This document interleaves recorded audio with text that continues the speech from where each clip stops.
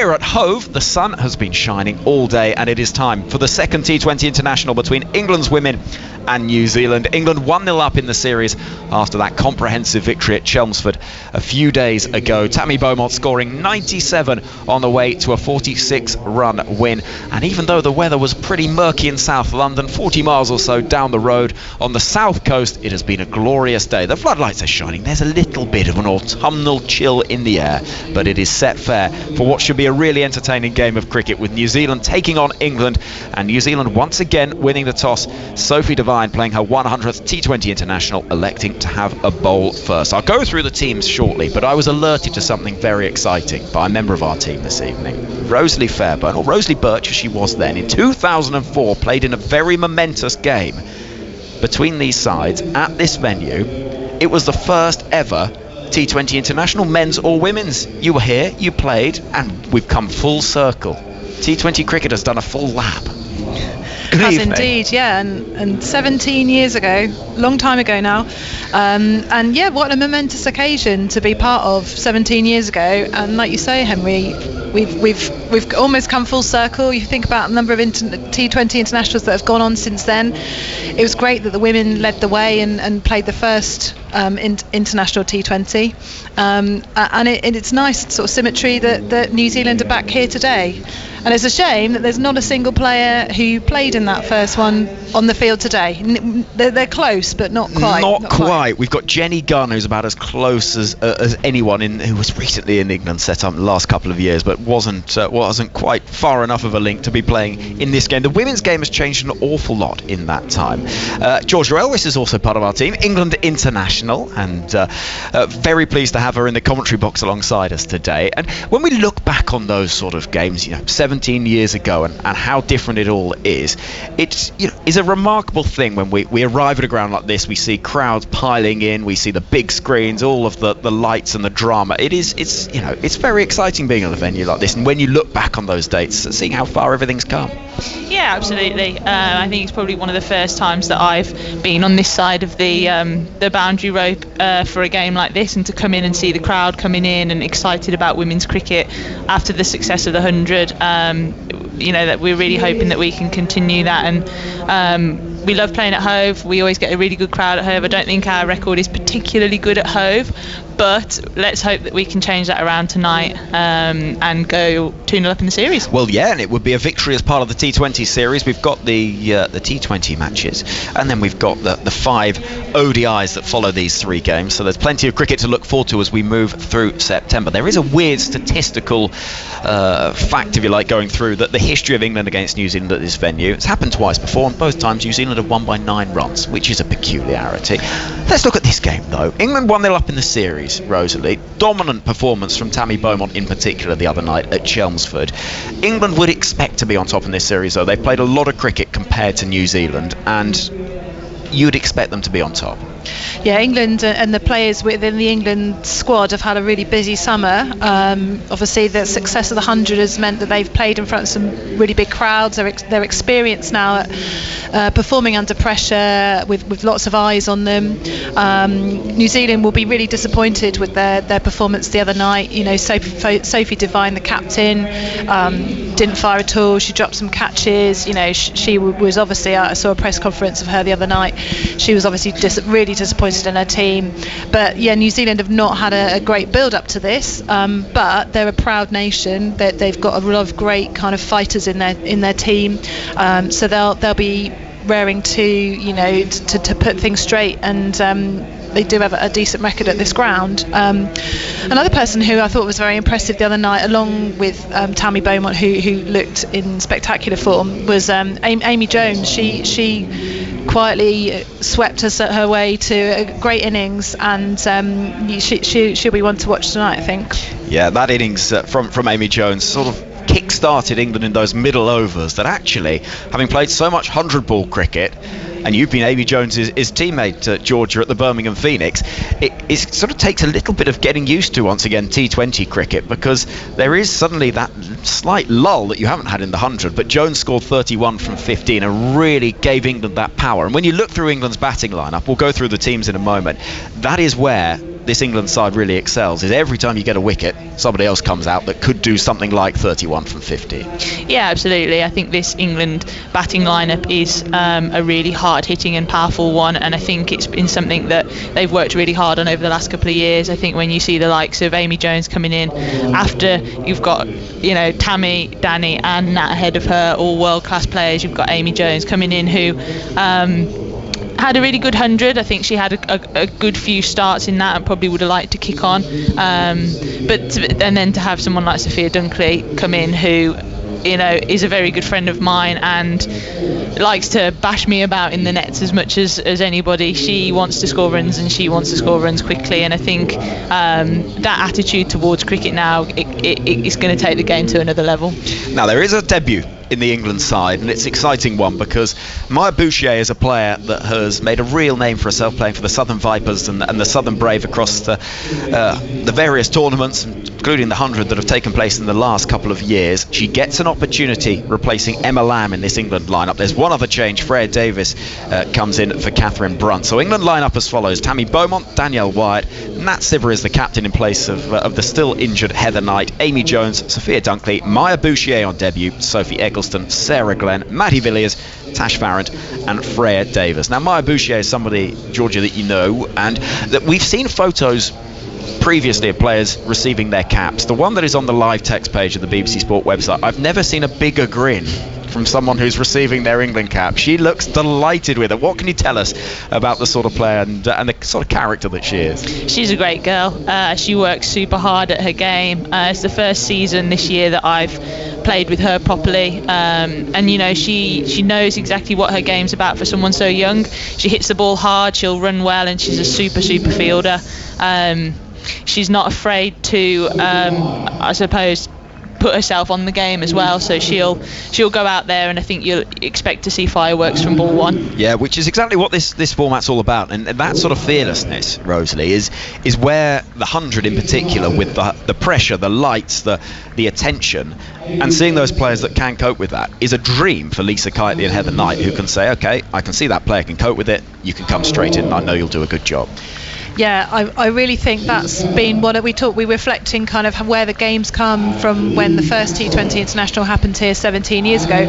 That's one thing that I think is a really big difference, because there's more games under pressure with lots of spectators, lots of media interest, lots of scrutiny. It means that when players do get a chance, they've got that fire, they've got that desire to be part of the game and to be the one that changes the game. And you know, there's a lot of strength in character, I think, that we're seeing, and that's, I really believe, because of kind of what's going on you know, around the England setup in terms of all the other competitions and opportunities that the players are getting. Yeah, and that's an interesting thing to see, isn't it, Georgia, when you have a tournament that, you know, finished 2 weeks ago, and already it is bearing fruit in terms of international selection. We've got Charlie Dean as part of the squad. We've seen Emma Lamb coming in. Today it's Maya Bouchier's turn. Suddenly it feels like there's this much bigger pool of players. I mean, I know that's not great for a current international when you see that, but you know what I'm saying, it sort of suddenly just widened things out.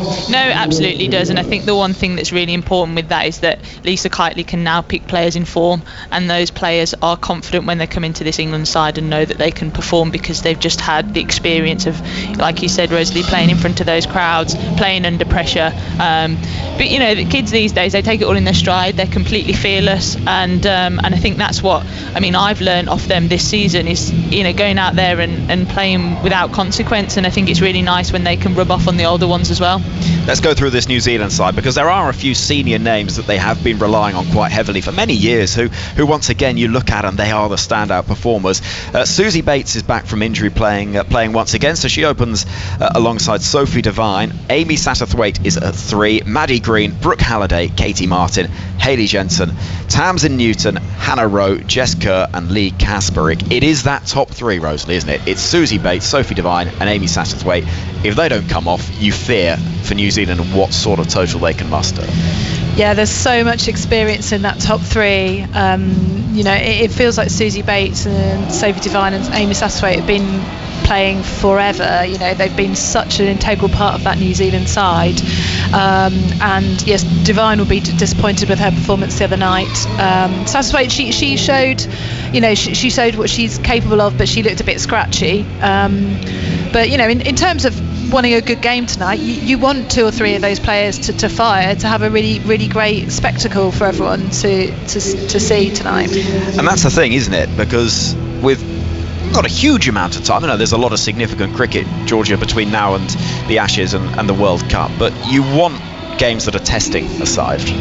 Yeah, absolutely. I think England will be full of confidence coming off the back of the summer that they have been, but New Zealand are a side that can turn up on the day and take the game away from you. And I think if England want to win the World Cup, and obviously if they want to win the Ashes, they're going to have to beat the best teams in the world, and New Zealand on their day are definitely right up there. Yeah, and we've seen that in recent years. They can beat anyone on any given day, but so often it has been those 3 in particular with the bat that have been so significant and so important. Right, the umpires are heading to the middle. We've got Martin Saggers and Nigel Long striding out there. There's no Sue Redfern. It's the first game I've commentated on in ages without Sue on duty, and I feel a sort Give her a rest. Well, no, she's on TV. She's on TV duty. It's all right, so it's okay. I sort of feel. Somebody tweeted in the other night and said, "Is there ever been a game of cricket that I've worked on where Sue hasn't been commentating?" And I do sort of feel like she is an omnipresent force in my life, you know, judging everything that I do and sort of watching on.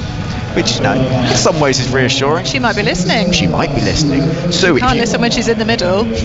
Well, you say that. Well, yeah. BBC Sounds app. Allowed. Everybody, BBC Sounds app. You can download it for your phones. You'll love it. Right, Georgia Elwes, thank you very much for the time being. We'll be hearing more from Georgia. World Cup winner, England international, current England international, is part of our team today, and somebody who played in the first ever T20 that was played between these 2 sides 17 years ago at this venue. Not just any T20, the first ever international T20, men's or women's. Rosalie Fairburn is with me as well. When you brought that game up earlier, you sort of said, "Oh, you might want to look at the scorecard." I did not. No, you didn't, in fairness. What I didn't realise. I did enjoy looking at the scorecard. Yeah, because you took 4 for.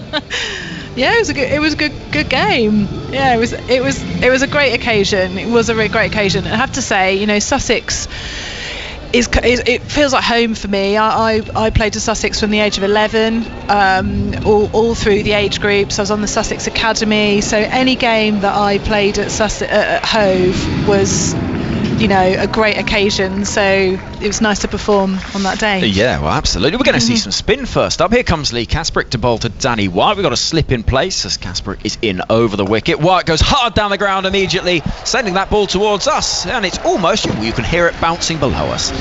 It's almost as if I said something about Danny White in our intro and she's immediately targeting the commentary box, because it was absolutely planted towards where we are, and she picks up a 1 bounce 4. England 4 without loss. Well, that sends a message of intent, doesn't it? First ball, 1 bounce 4 down the ground, down the slope, which is nice. Now, great start from Danny Wyatt. No fear. No fear. I think we got on the telly then, Rosalie. We got the window opened. In comes Kasperek to bowl to Wyatt. He's forward in defence, just happy to push that ball into the offside, having got that boundary early on. And England 4 without loss after 2 balls. They'll be looking to try and build another big total. 184 they managed with the loss of just 4 wickets in the previous match.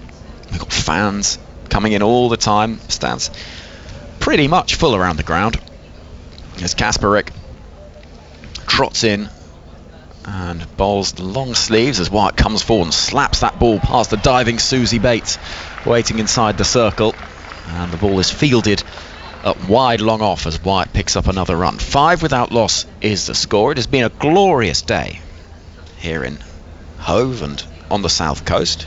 How far have you had to come? You've come right across the south coast today. I have come right across the south coast. I can confirm it was sunny part of the way. Grey part of the way, and it's sunny in Sussex. It's Sussex by the sea. Is looking glorious. We've got a little shift in the field as down below us, Maddie Green, probably 15 yards in front of where we're watching on from, is at long on. We've got a deep mid-wicket as well as in comes Kasperek, bowling to Beaumont, happy to push that ball into the offside, looking for the gap, but Bates is waiting, and there is no run So England remain at 5 without loss. We're midway through the first over. It is 5 Live Sports Extra, bringing you coverage of the second T20 between England's women and New Zealand, live from Hove. We'll have every ball of this 3-match series and the 5 ODIs that follow us. In comes Kasparek, a little quicker and flatter this time. Beaumont looking for the gap in the offside, but Amy Satterthwaite is waiting inside the circle, and there is no run. 1 ball left of the first over, and Kasparek is preparing to bowl once again. She took 1 wicket from her 4 overs. It was expensive the other night. She's bowling to Beaumont, who will pick up a first run and keep the strike. It's clipped down the ground, and Tammy Beaumont, who is normally quite proficient at a single off the final ball of an over. That's something I've made, and it's an important skill if you like batting. Yeah, exactly. You want to face as much as possible if you like batting. And the score at the end of the over, 6 without loss, so that boundary to start things. And after the other night, she probably likes batting even more. It's like, cricket's so weird, isn't it? Because she scored 97 and would have been really frustrated at not having got 3 more runs. Yeah, so you mean not happy with 97? Yeah. Yeah, it's funny, isn't it, because of the milestone. Right. But you'd probably feel more happy with 57 than you would with 97 in a weird sort of way. Do you know what I mean? Yeah, I know what you mean. Yeah, I mean, obviously she'll have said that she's delighted with it, and any runs you score are worth more when your team wins, aren't they? It's meaningless if your team loses. Well, that might be your attitude. I'm very much of the view that it purely matters what I do. Always. In comes Kerr bowling to Beaumont, who's defending into the offside with a sort of stutter as she suggests a single. But it's that funny thing where she played so brilliantly, but you could just see how there was just a hint of disappointment when she was caught trying a little reverse ramp to pick up a century. It was a brave shot to try and get there. Yeah, it was. She played so brilliantly up till then, but she was dropped a couple of times, wasn't she? She was. In comes Kerr, right arm over, and there's that little lap round the corner to bring 4 runs. That's nicely played from Beaumont towards a very full stand over to our left. Uncovered, it's a breezy evening, and Tammy Beaumont gets those supporters clapping with 4 runs around the corner. England 10 without loss. That was a lovely shot. She stepped across the stumps, took that ball off stump, and went down to fine leg. Run quickly down the hill here at Hove. Is there a hill? You're being funny. No, it's I'm not. a big hill. Is it? How big a hill? You really notice it when you're a bowler. Well, when you're fielding as well, you really notice it, honestly. Yeah, you do. And you've got to hit it a bit further. Are you being funny? I thought everyone knew there was a hill at Hove. Well, There is, yeah. There definitely is a slope. In comes Kerr with a slip in place, and actually it's Beaumont looking as uncomfortable with the delivery, arguably, as she has across the 2 matches that we've seen. She gets in a bit of a tangle, but jams that bat down on the ball.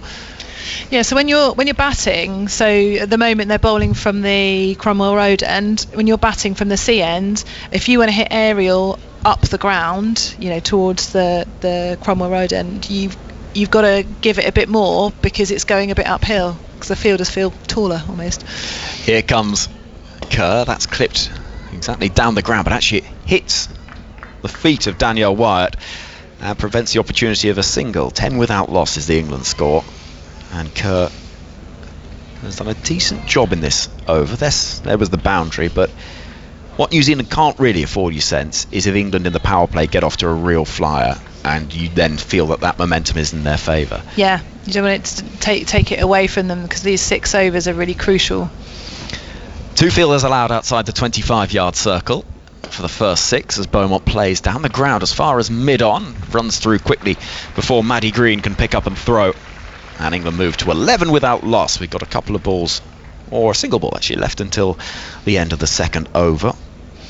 Yeah, with the slope, talking about the slope again, as a bowler, you need to get used to it, and the captain needs to think carefully about who bowls from which end, and because that does make quite a big difference in terms of the end result, I suppose. Is it a straight up-down slope, or is it a sort of... Yeah, it's pretty much up-down. So it's not like Lords where you've got no, sort of... yeah, which that's debatably more challenging for the batter, I would say. I think this is more challenging for the bowler. Right, in comes Kerr, bounding it again. Beats the outside edge of Danny Wyatt's bat, and the bails are whipped off, but no harm done. It is a dot ball at the end of the over, and the England score is 11 without loss, so they're in a decent position, but they will be wary of allowing one of these valuable power play overs to get through without at least getting a boundary per over, just to keep that scoreboard ticking over. Yeah, Wyatt sent kind of signal of intent first ball, that first ball down the ground, 1 bounce 4. Be nice for her to face a few more balls now and show us what she's capable of. She's a dangerous player, Danny Wyatt, and quite streaky, and when she gets a good run of form, can be really dangerous. And 3 T20, she was a little frustrated, you could see, to have got out the other night, stumped off the bowling of Kasparik when she had 14 from just 8 balls. So she's looking to go on in this game. Here comes Sophie Devine, the captain, and she strikes the pads of Tammy Beaumont. There's an appeal from behind the stumps, but not much interest from the bowler. We'll wait for the replay just to see, because our view is kind of deep third, long on if you like, as Beaumont bats at the moment. And we look now, probably drifting down the leg side is what Sophie Devine will have seen as she bowls to Beaumont. Chases a wide delivery, which isn't signalled wide. Beaumont looks up quizzically towards umpire Saggers as if to suggest, well, maybe that was wide enough, but the umpire is happy. It was close to the line, wasn't it, for a wide, but I think Tammy was sort of slightly stepping away to give herself a bit of room.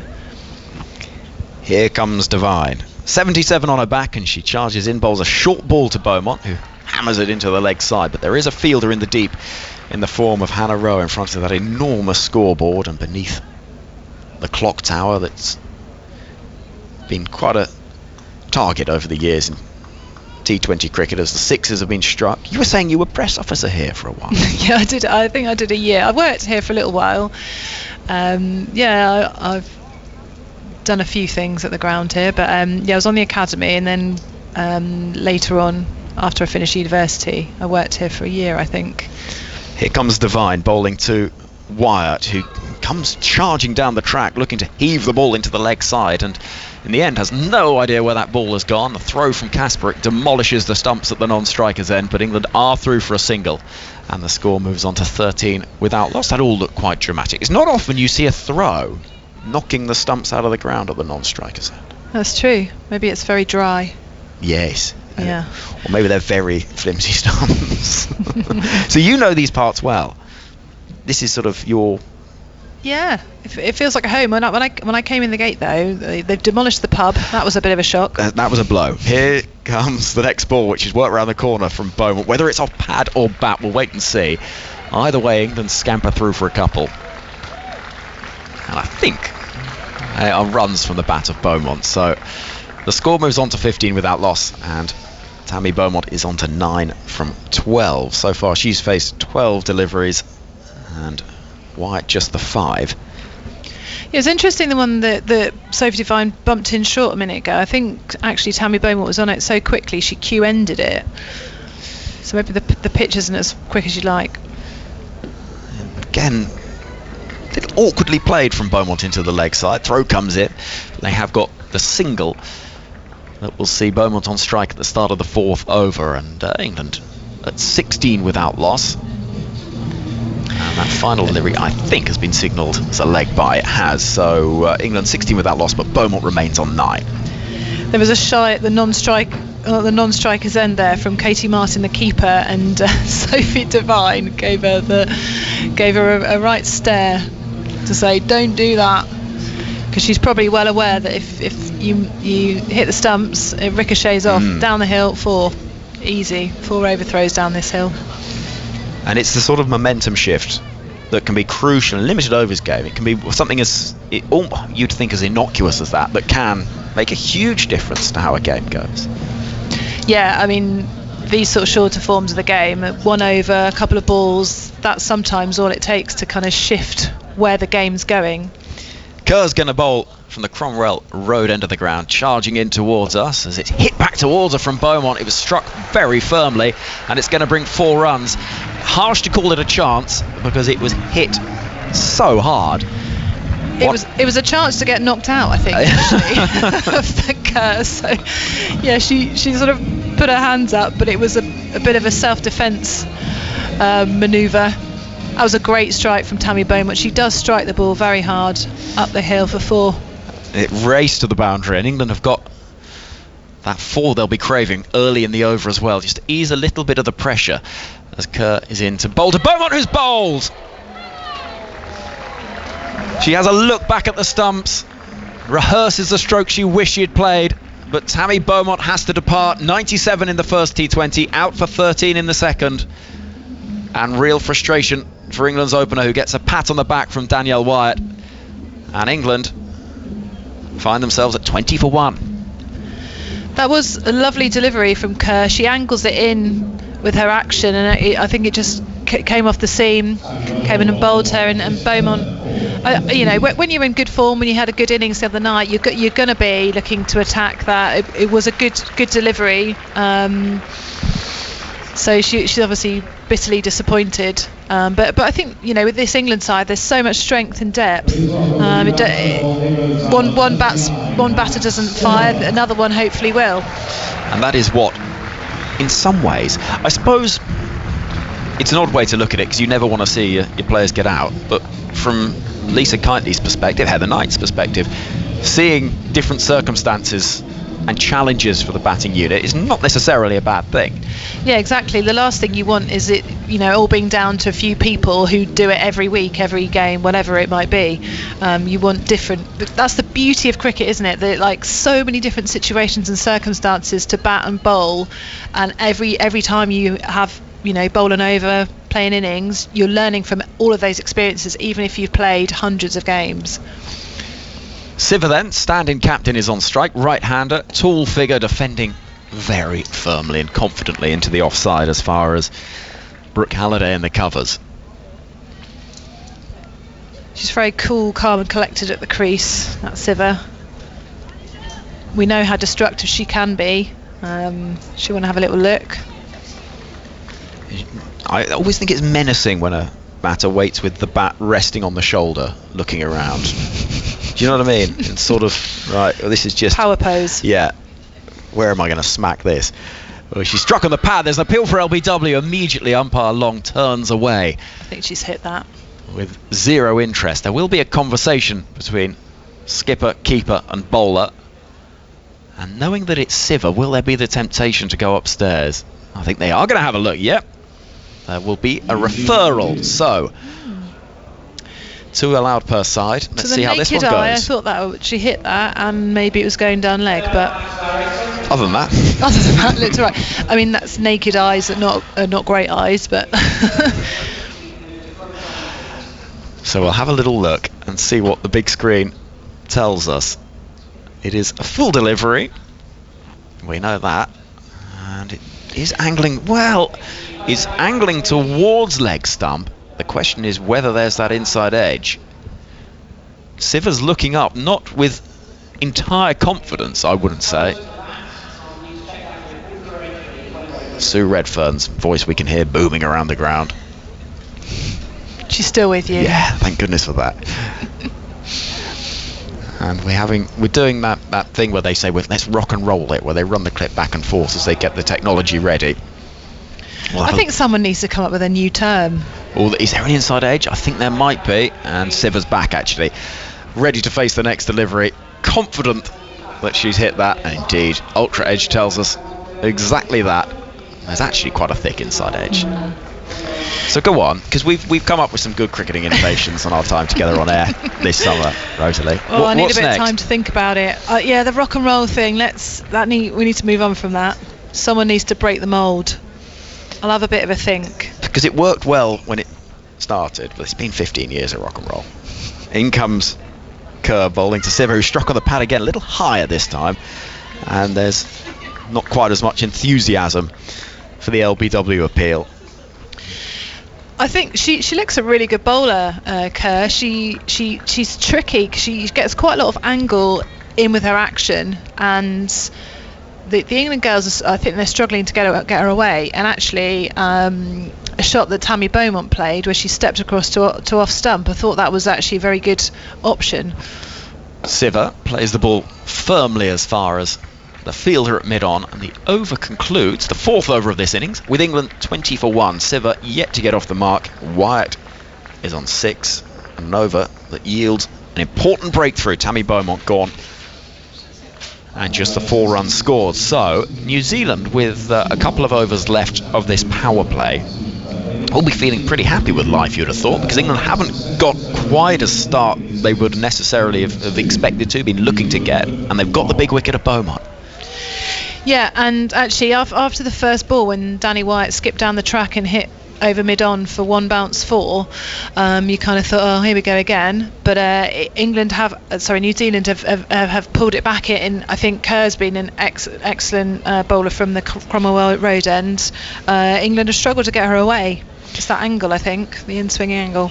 In comes Devine to start a new over as Wyatt sets off for a single a little late. It was Siver that called it through from the non-strikers end, but they do get home and move to 21 for 1.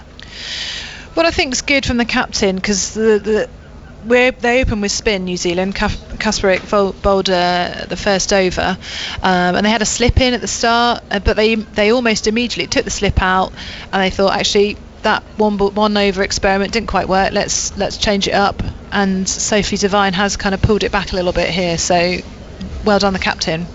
And she's charging in now past the umpire as Siver sees a ball that keeps a little low outside the off stump and is run away as far as Kasparik at backward point, and there is no run. Vastly experienced Sophie Devine. She plays her 100th T20 international in this game. She's approaching 2,500 T20 national runs, 100 T20 international wickets. She has been there and done it. As she runs into bowl to Siver, who gets hold of that, runs it round the corner and will pick up 4. It was just a little leg side-ish from Devine, and Siver was quickly onto it to send the ball heading down towards those deck chairs at the far end of the ground. That's a great shot from Nat Siver. Actually, looking on the replays, it's a bit more leg side than you might have realised, actually, Henry. But she plays that so well. She almost kind of scoops it round the corner. She really middled that. She's on strike now as in comes Devine to bowl to Siver, who gets hold of that one as well into the leg side, but it's taken. Wild celebrations for the New Zealand fielders, who know how important that could be. Siver going hard again into the leg side, but running round fielder with safe hands underneath it. Hannah Rowe it is, who had a lot to think about. The catch, the boundary near to her, and the significance of the wicket, but she does take the catch, and Nat Siver goes for 4. I have to say, I think that was quite good field placement for Nat Siver. She can't resist it when the ball's on leg stump. She cannot resist giving a little flick, and that was a good catch. That was travelling. She had to run down the slope to take that, and that's a really, really important wicket for New Zealand there. Shame for the England fans to see Nat Siver trudging back to the pavilion.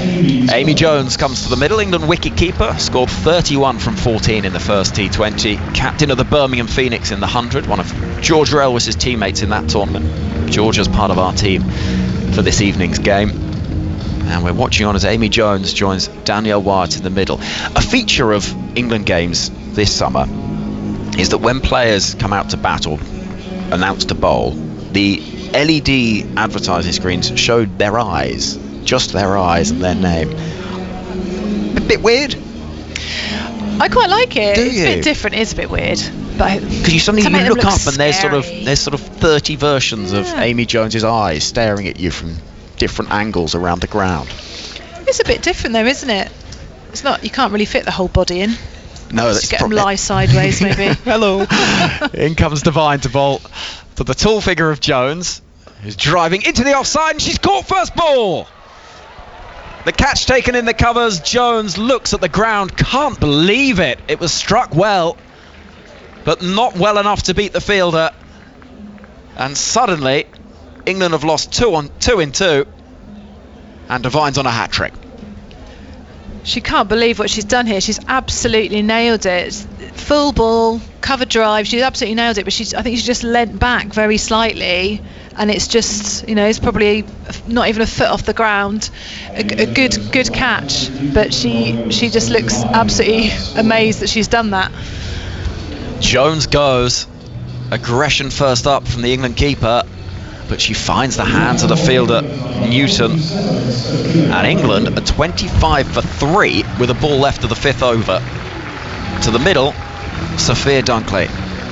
She's had a sparkling year for England and also for the Southern Brave. What can she do to try and remedy what is a slightly awkward situation here for England? The field is changing. We've got Susie Bates moving to a very short cover as Devine comes in. A hat-trick ball.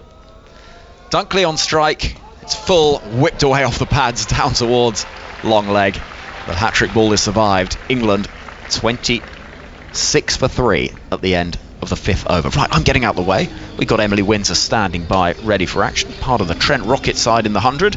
And after some more thoughts from you, Rosalie, it'll be Emily to take us through the next 5. Yeah, New Zealand have worked really hard to turn this game in their favour.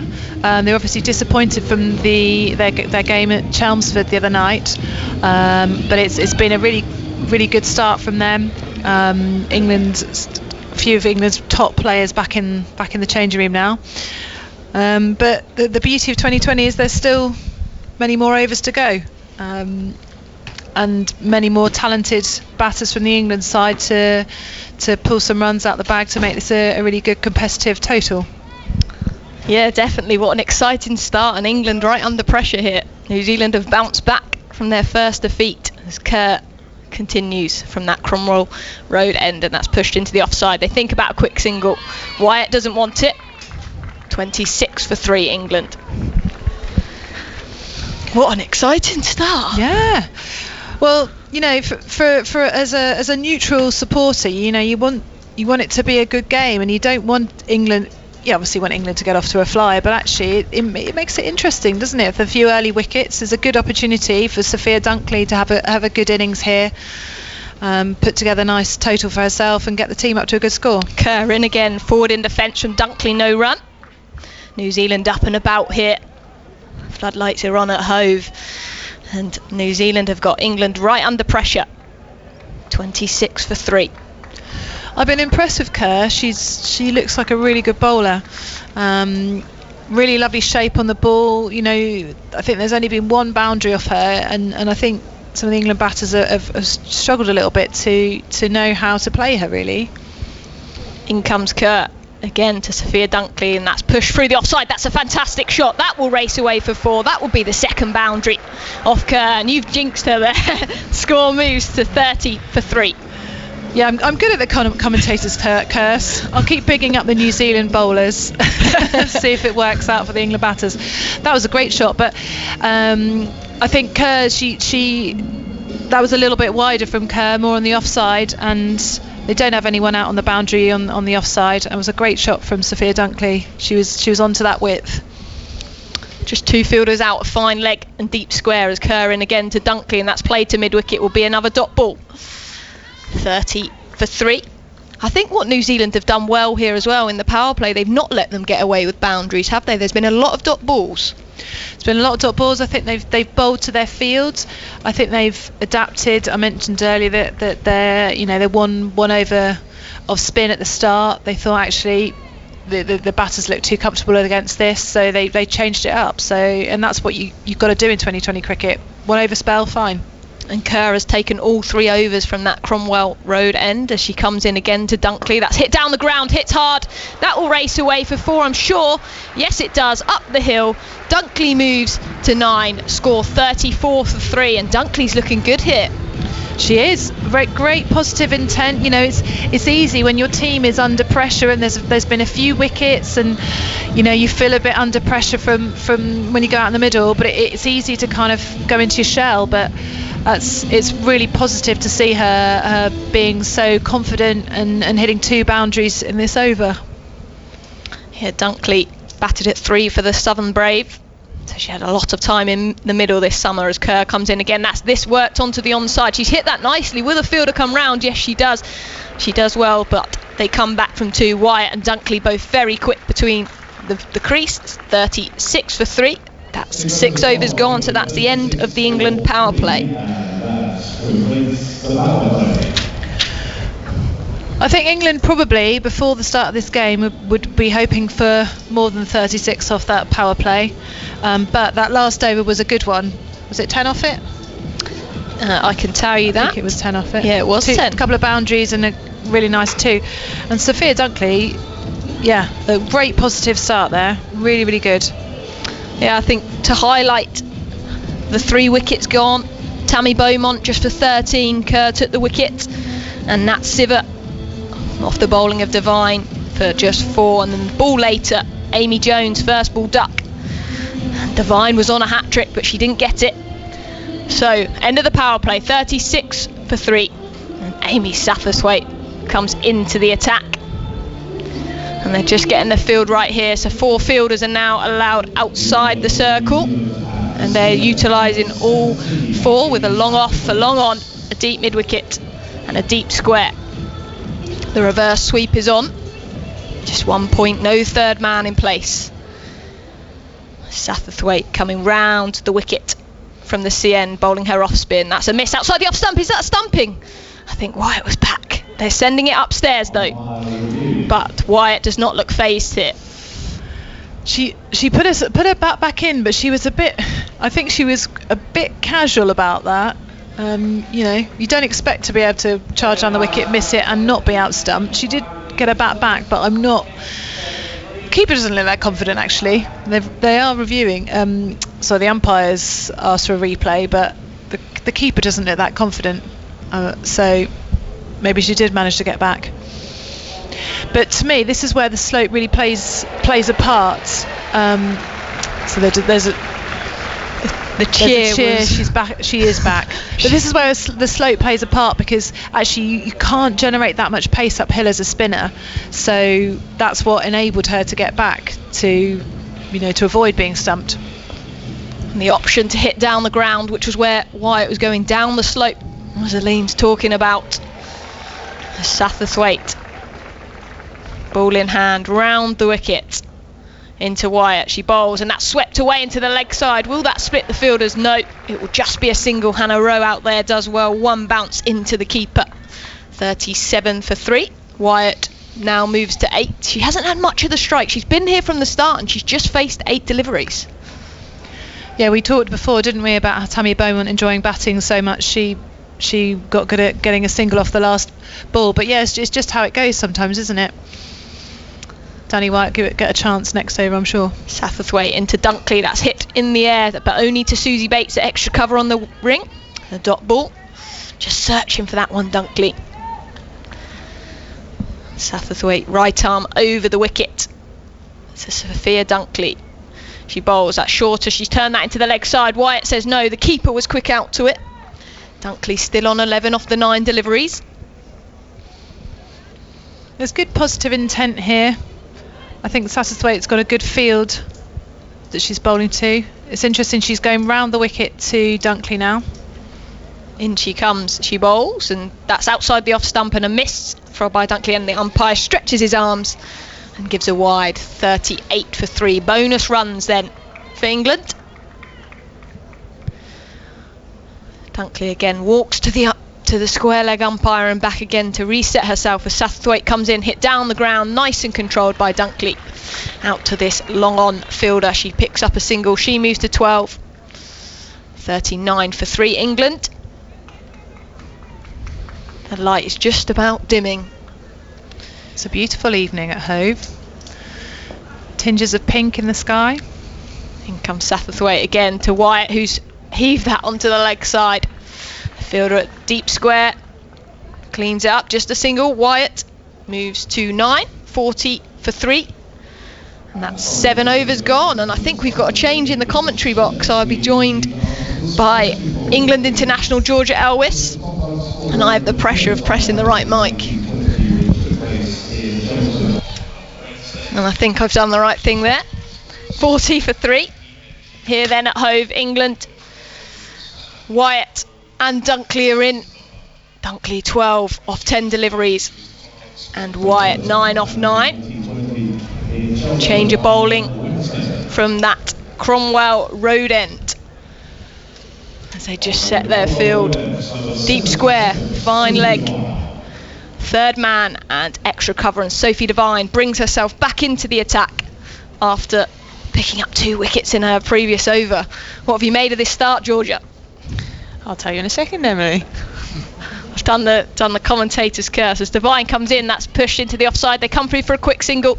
They make it comfortably. And Dunkley moves to 12, 41 for 3. Yeah, I think England will be happy if these two come back for another 5 to 10 overs. Obviously losing 3 wickets in the power play isn't what they probably had envisaged at the start of the day, but these two, like you alluded to earlier, will run really well between the wickets, and they won't be afraid to put that bad ball away, so looking forward to seeing it. In comes Devine to Dunkley. She bowls short delivery, ducked under well. She was advancing at her there, and Devine was having none of it. I think this is New Zealand perhaps sensing that if they can get another wicket now, they're into the inexperience of Boucher to come in next, and the lower order of England, so Devine quite cleverly has brought herself back on, trying to take that crucial wicket. They've certainly been aggressive here down at Hove. They've put England under the pump.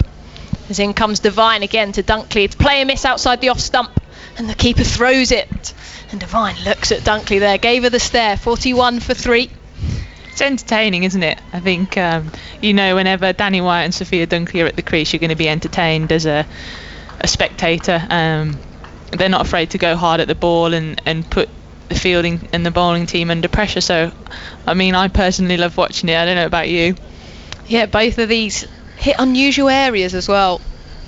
They're both very talented batters, and Dunkley has a big opportunity here as Devine in again, short delivery, ducked under by Dunkley, and the throw hits the stumps, and it's the dot ball after all of that. A no ball, I think the umpire is signalling, so there we go. That'll be a free hit. Sophia Dunkley will be licking her lips here. Any excuse to throw her bat at it, she'll take it. Where's she going to hit this then, Georgie? You've seen her play a lot of cricket. Yeah, she's going to. I think she's going to run at it and try and slap it over the top. Let's see if Georgia can predict this, as Devine does a half a running and then's gone back again. Very entertaining stuff here at Hove. In comes Devine, she bowls, and that's down the leg side, and I think Dunkley's got something on this, and that's race to the boundary for 4. Dunkley has hit, and that is another no ball as well for height. That was a full toss, so a no ball 4. Score will move to 46 for 3, Dunkley to 16, and it'll be another free hit. Yeah, I said Devine coming on searching for a wicket in this over, but it's quite had the opposite effect, and I think just handing a little bit of momentum back to England here. So score 47 for 3, adding on that 1 for the no ball. The experienced Devine, what's she got here? She bowls again, and Dunkley's hit that down the ground, hit that hard, and the mid-off fielder cannot stop it. 4 more runs to Sophia Dunkley. She moves to 20 off 15, 51 for 3. And is this momentum switching? Yeah, I think so, and I think Sophie Devine is, New Zealand's probably most experienced bowler, and they're quickest as well, and there's that phrase in cricket, the quicker it comes, the quicker it goes, and Sophia Dunkley has just lent into that, used the pace and slapped it straight down the ground for 4. A lovely shot, but right in her arc, in the slot we'd call that. I think Satterthwaite could have done a little better there as well, as she's now gone back to long off and fine leg coming into the circle. In comes Devine again to Dunkley. She bowls, and that's driven through the offside, but only will meet the cover fielder. Will just be a single. Dunkley moves to 21, 52 for 3. Just 1 over, 1 ball remains of this 8th over. Danny Wyatt just facing her 11th delivery. Yeah, I don't think she'll be very used to that. Like I said, been out there from the start, 7, nearly 8 overs now, and just a 12th delivery. In comes Devine then. She bowls to Wyatt, and that's hit through the offside. Will just be a single. She's happy to be at the other end. And the score 53 for 3. But that is the end of the over. So that's 8 overs gone now. And Wyatt will get a bit more of the strike. I think for Danny Wyatt as well, she's probably not used to playing this sort of role. She's usually the aggressor between her and Tammy Beaumont in the opening partnership, but she's having to stand at the other end and watch Dunkley smashing it about all over the place.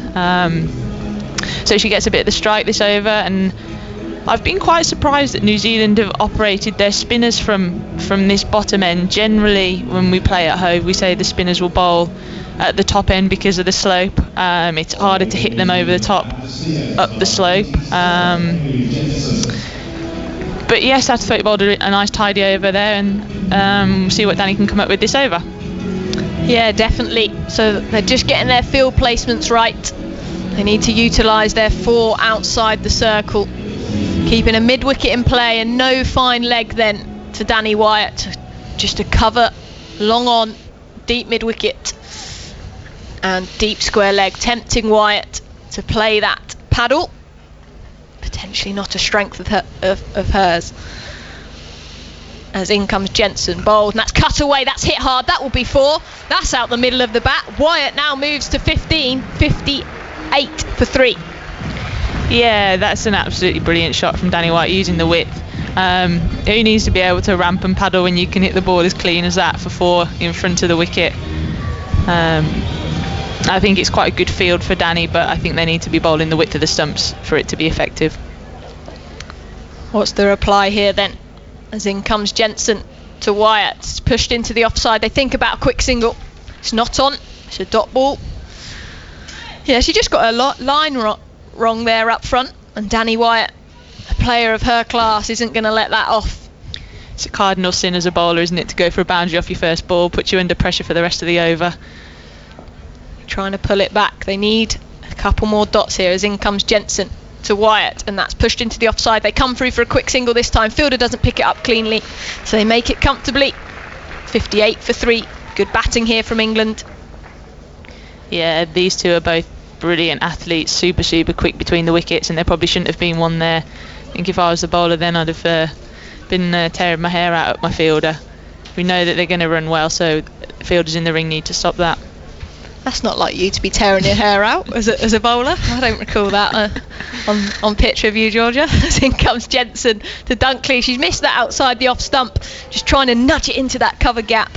And it's a dot ball, 58 for 3. Don't know what you're on about, Emily. No, Jensen's a very clever bowler.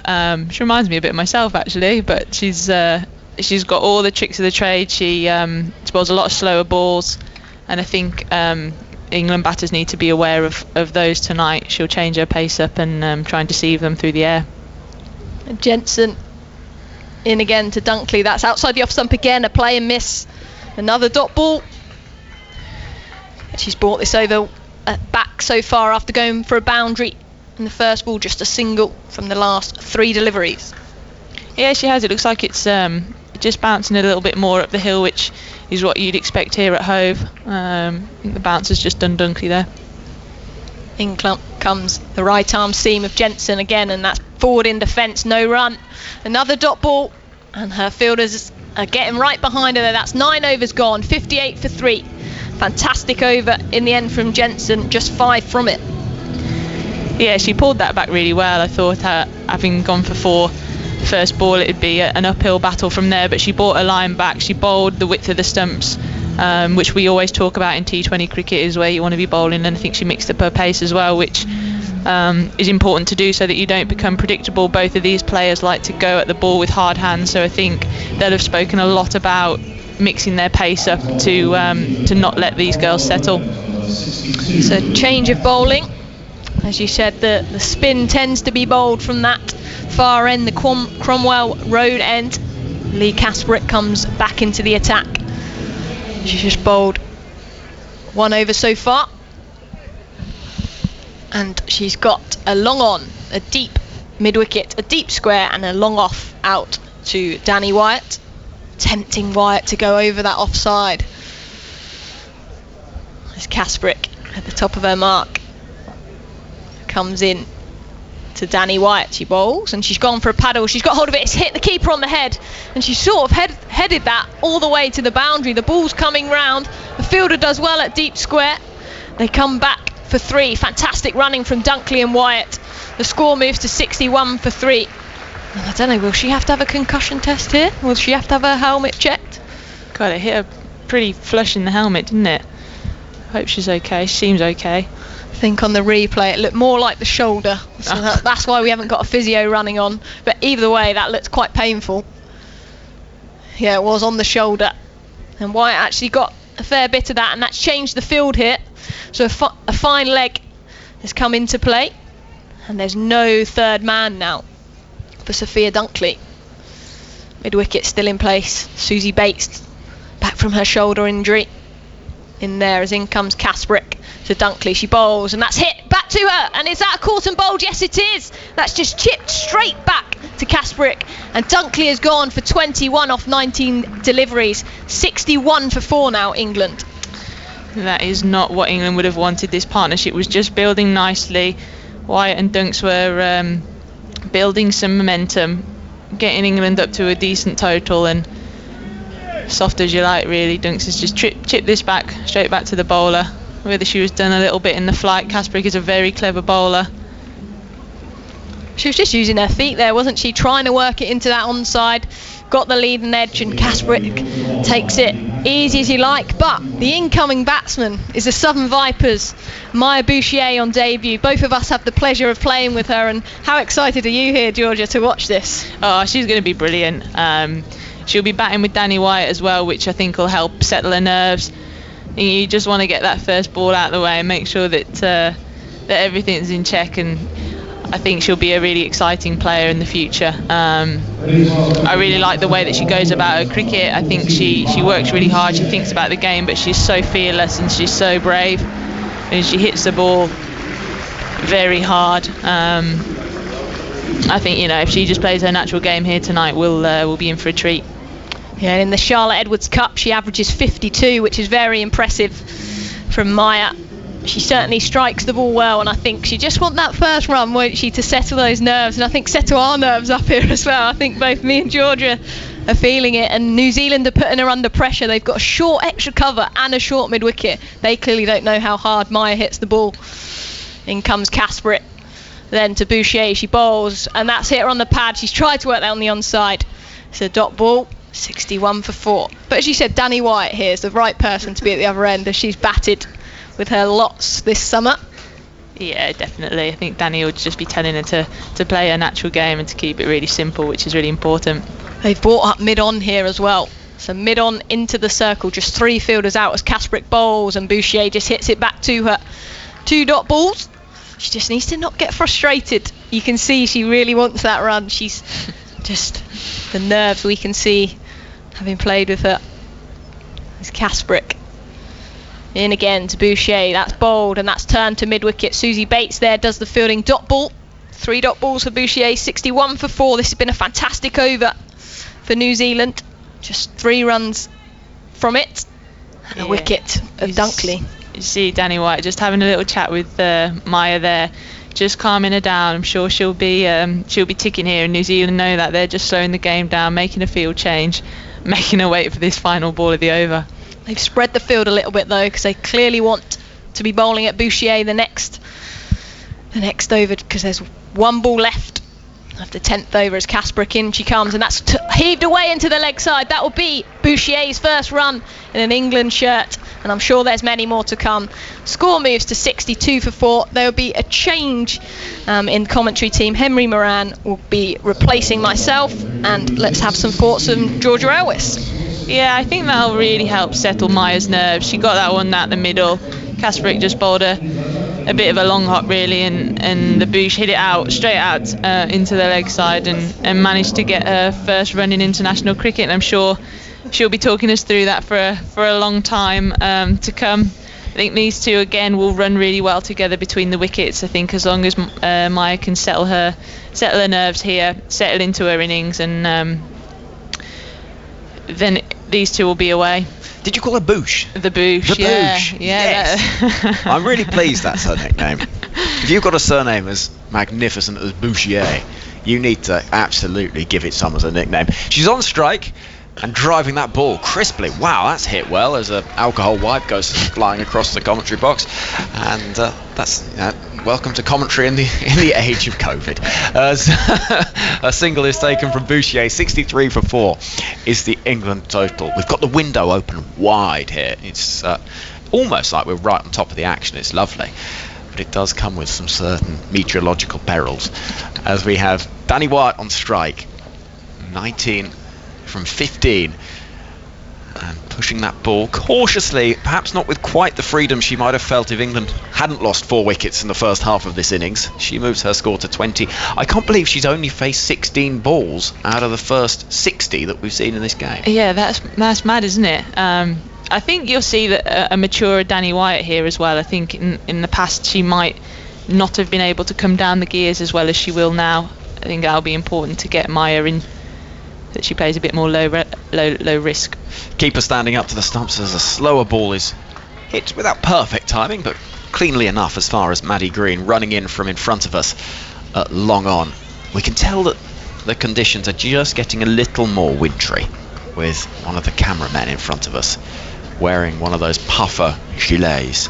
It's just getting a little cooler as we see Wyatt at the far end of the ground as we look at it, on strike, waiting for Hayley Jensen to bowl a short ball, which is cut away. And this has sort of been the way of it for England in this innings, that every crisp shot that's been played seems to be finding the hands of fielders. You get those nights, and it seems to be one of those this evening, Georgia. Yeah, just a little bit frustrating for the England girls. I think New Zealand have bowled better tonight than they did at Chelmsford, and made it difficult to score. In comes Jensen again. Right arm over to bowl to White, who does go hard into the offside, clears that front leg to pick up 4 runs. Nicely struck, and Satterthwaite, fielding at mid-off, knew as soon as it came off the bat her job would be purely one of retrieval from that boundary in front of a bank of supporters. Wyatt does show a little bit of aggression and freedom. It's 69 for 4. Yeah, I think that's an area that Danny Wyatt is super strong in, over the offside. You can't give her any over-length deliveries because she will punish you every day of the week. We've got a fielder at long on. There's nobody on that boundary at long off, as Jensen comes in once more. Quicker ball this time, worked into the leg side from the bat of Wyatt, who's happy with just a single, as Tamsin Newton will field at deep mid-wicket. And England move too. 70 for 4. We've had 11 overs. Henry Moran alongside England International World Cup winner Georgia Elwes, who is part of our commentary team. Busy day tomorrow as well.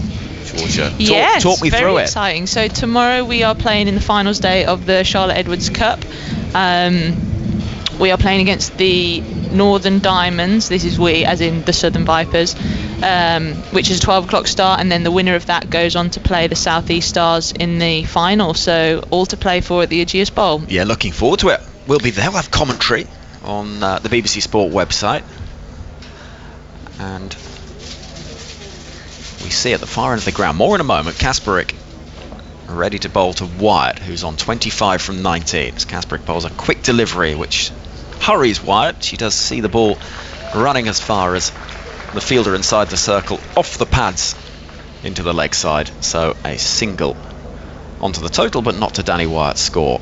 So what we've got to look forward to is 2 games tomorrow. I think there's still tickets available at the Ageas Bowl. First one at 12, second one at 4. And you could be playing 2 games, you could be playing 1 game. 2 games, let's be positive. In comes Kasperik to bowl to Bouchier, who just chips the ball in the air, and I thought it for a moment was going straight to the hands of Susie Bates, well inside the circle. Had she been perched at mid-wicket inside, on the sort of edge of that circle, it would have been the easiest catch imaginable. As it was, it looped over the head, and it's a single to Bouchier for England to move to 72 for 4. In comes Kasperik again at the end of her mark, just a momentary pause as she begins a trotting approach to Danny Wyatt, swinging hard. Will pick up 1 towards wide long on, and England advance 73 for 4. And so the Charlotte Edwards Cup, that's the T20 competition. So we've got the Rachel Hayhoe Flint Trophy, which is your 50 overs, and it was quite a late edition. Am I right in saying that the Charlotte Edwards Cup, this is something that's new this year, as we see Kasperik coming in again to bowl to Bouchier, batting in short sleeves. A quick ball, nicely timed into the leg side. Is that going to bring a boundary? It does. What a good piece of timing that is. Maya Bouchier playing the ball into the leg side off the pads, Georgia Elwes, what a fine shot that is. Yeah, that'll give her a lot of confidence. I think she's been a little bit scratchy in her first few runs, but that straight off the middle of the bat splits the two fielders perfectly. So England 77 for 4. Bouchier on strike, plays this into the offside as far as the distinctive figure of Rowe fielding in the covers. So the Charlotte Edwards Cup is T20 and new this year. Yes, a brilliant competition to be a part of, and even more so because our coach is the Charlotte Edwards. Well, I can't help but feel that that gives you a certain advantage in the tournament. In comes Kasperick to bowl to Bouchier, who hits that hard round the corner for 4. No, because a brilliant piece of fielding running round to long leg. Could see trouble at the non-strikers, then no. Throw comes in with Bouchier halfway down the track, and our eyes were on the fielder as the throw came in from Tamsin Newton.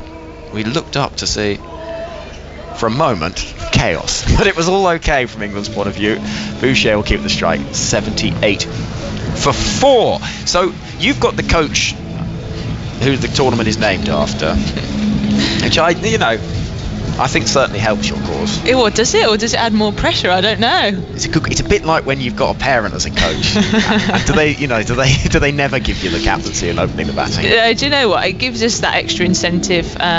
Charlotte's obviously been such a wonderful, I don't know, it's hard to sum it up, isn't it? Player, ambassador, role model within the women's game, and to have her now as the coach at the Southern Vipers it's brilliant. She's as driven and as enthusiastic about cricket now as she's been through her whole career, and I think it gives us that extra incentive. Come on, let's go and do it for her and bring the Charlotte Edwards Cup home. Quite literally to Charlotte Edwards. Bouchier watches a ball wide outside the off stump that the keeper can't quite collect, and as Amy Satterthwaite begins her over from this end of the ground, she starts with a wide. What is going on out there? Can you hear that? There's a little bit of opera singing somewhere, isn't there? There is. I saw Sarah Taylor coming into the ground earlier. I think that's not quite her range. Correct me if I'm wrong. If she is a tenor, then I'd be amazed. I'd love it. Round the corner comes Danny Wyatt, working that ball behind square on the leg side, and a single is taken. England steadily rebuilding after that flurry of wickets. 81 for 4. Bouchier will be on strike, 9 from 10. I want more of this opera. We'll turn up our effects microphones to see if we can bring you any. Bouchier hits the ball through the offside for 4. It's sat up to be punished, and Maya Bouchier on debut picks up another boundary, this time through the offside. And it's 4 glorious runs. Sorry, you can see her growing in confidence now. The shoulders are back, her head's up, and I think she's quite enjoying herself out there. It's hard to imagine for most of us what it would be like to step out for your country, and how that would feel as Satterthwaite comes into bowl to Bouchier, again looking through the offside, this time finds the fielder at backward point. But what will of those emotions have been as she headed to the middle? I think, knowing Maya as I do, she'll have been determined to make her mark on the game. There'll definitely have been nerves in there, but hopefully mostly excitement. She's on strike now. Around the wicket comes Satterthwaite, one that keeps a little bit low, almost skids through, but Bouchier plays the ball away into the offside. The score remains at 85 for 4. So she'll be the sort of character that will be eager to seize the opportunity as in comes Satterthwaite again. Bouchier comes forward looking for that single, gets in trouble, throw comes in, misses, and I think she's home. The keeper whips the bails off, and as well as Maya Bouchier has been timing the ball, the running has been less than ideal at times, but she does get away with it. 85 for 4 is the score. I'm just laughing because Danny Wyatt has stood unmoved on her bat at the non-striker's end. She knew there was never a run there, and Maya's nearly ran too. That was, you could see the experienced international there, couldn't you? Satterthwaite tosses the ball from one hand to the other, comes round the wicket to bowl to Bouchier, who's sweeping in the air, drops just short of the fielder at short fine leg. Again she wants that single that's not there, and the 13th over concludes with a fair bit of drama and excitement, but crucially from England's point of view, no 5th wicket. 85 for 5 is the score. So that's to look forward to tomorrow, the Charlotte Edwards Cup Finals Day. We've got the Northern Diamonds against your Southern Vipers and Emily's Southern Vipers, we should point out, for the right to play the South East Stars in the final. Those two games available to listen to on the BBC Sport website from midday. That's the first game. The second game is at 4 o'clock. Really looking forward to heading to the Ageas Bowl for that one.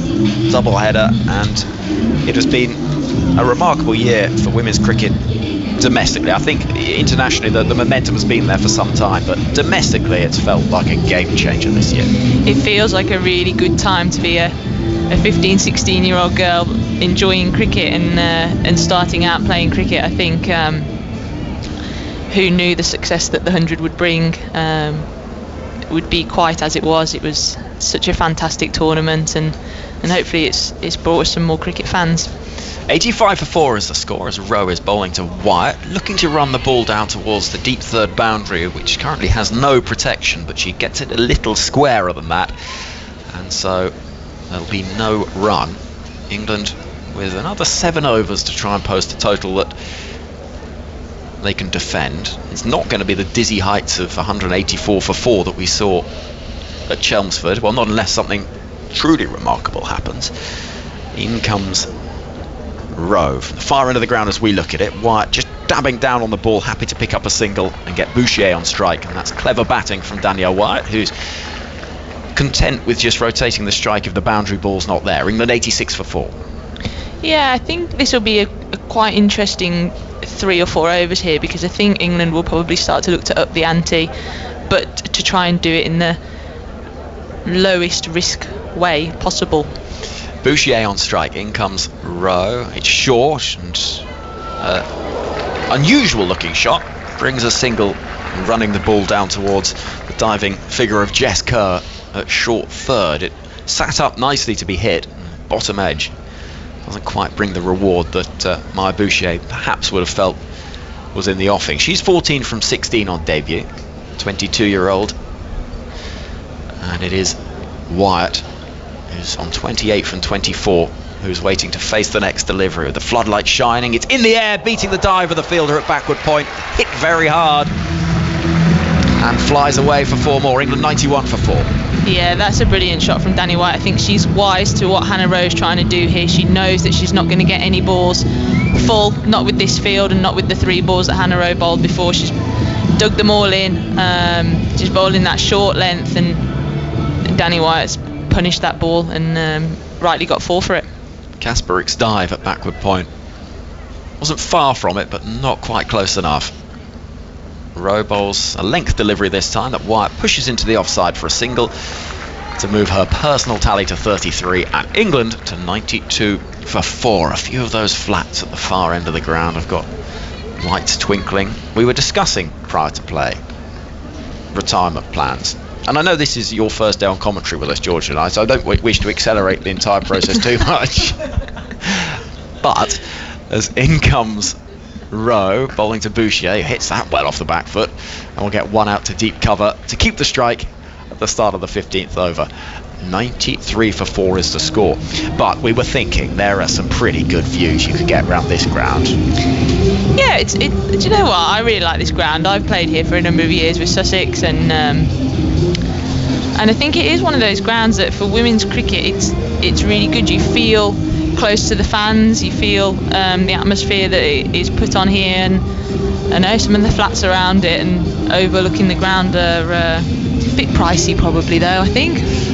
Yeah, at this stage, so that is why our lottery syndicate needs to come in, ideally. George Ellis, thank you so much for the time being. The thoughts of England international and player for the Southern Vipers looking ahead to Charlotte Edwards Cup final day tomorrow. Part of our team this evening, also part of our squad on duty. We have somebody that played in the first ever T20 international at this ground between these sides, and she took 4 wickets that day as well. Rosalie Fairbairn's part of our team. As in comes Jensen at the start of a new over. Bouchier goes hard. Wow, what a good shot. 1 bounce and 4 smashed away over long off, and the What a debutant strike that does is. not look like she's finding this too much of a daunting prospect. Interesting the difference between Maya Bouchier's first, second, third balls to that ball there, where she just stood and delivered and slapped it over extra cover.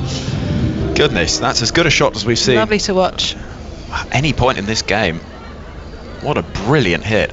Long off has now gone out to the boundary. We've got a long on in front of us as well, as in comes Jensen. England 97 for 4. Bouchier whips the ball into the leg side, picks up 1, playing with a lot of confidence now. And England 98 for 4. We've got Wyatt on 33, Bouchier is on 20. It is full coverage of every ball of this women's series between England and New Zealand.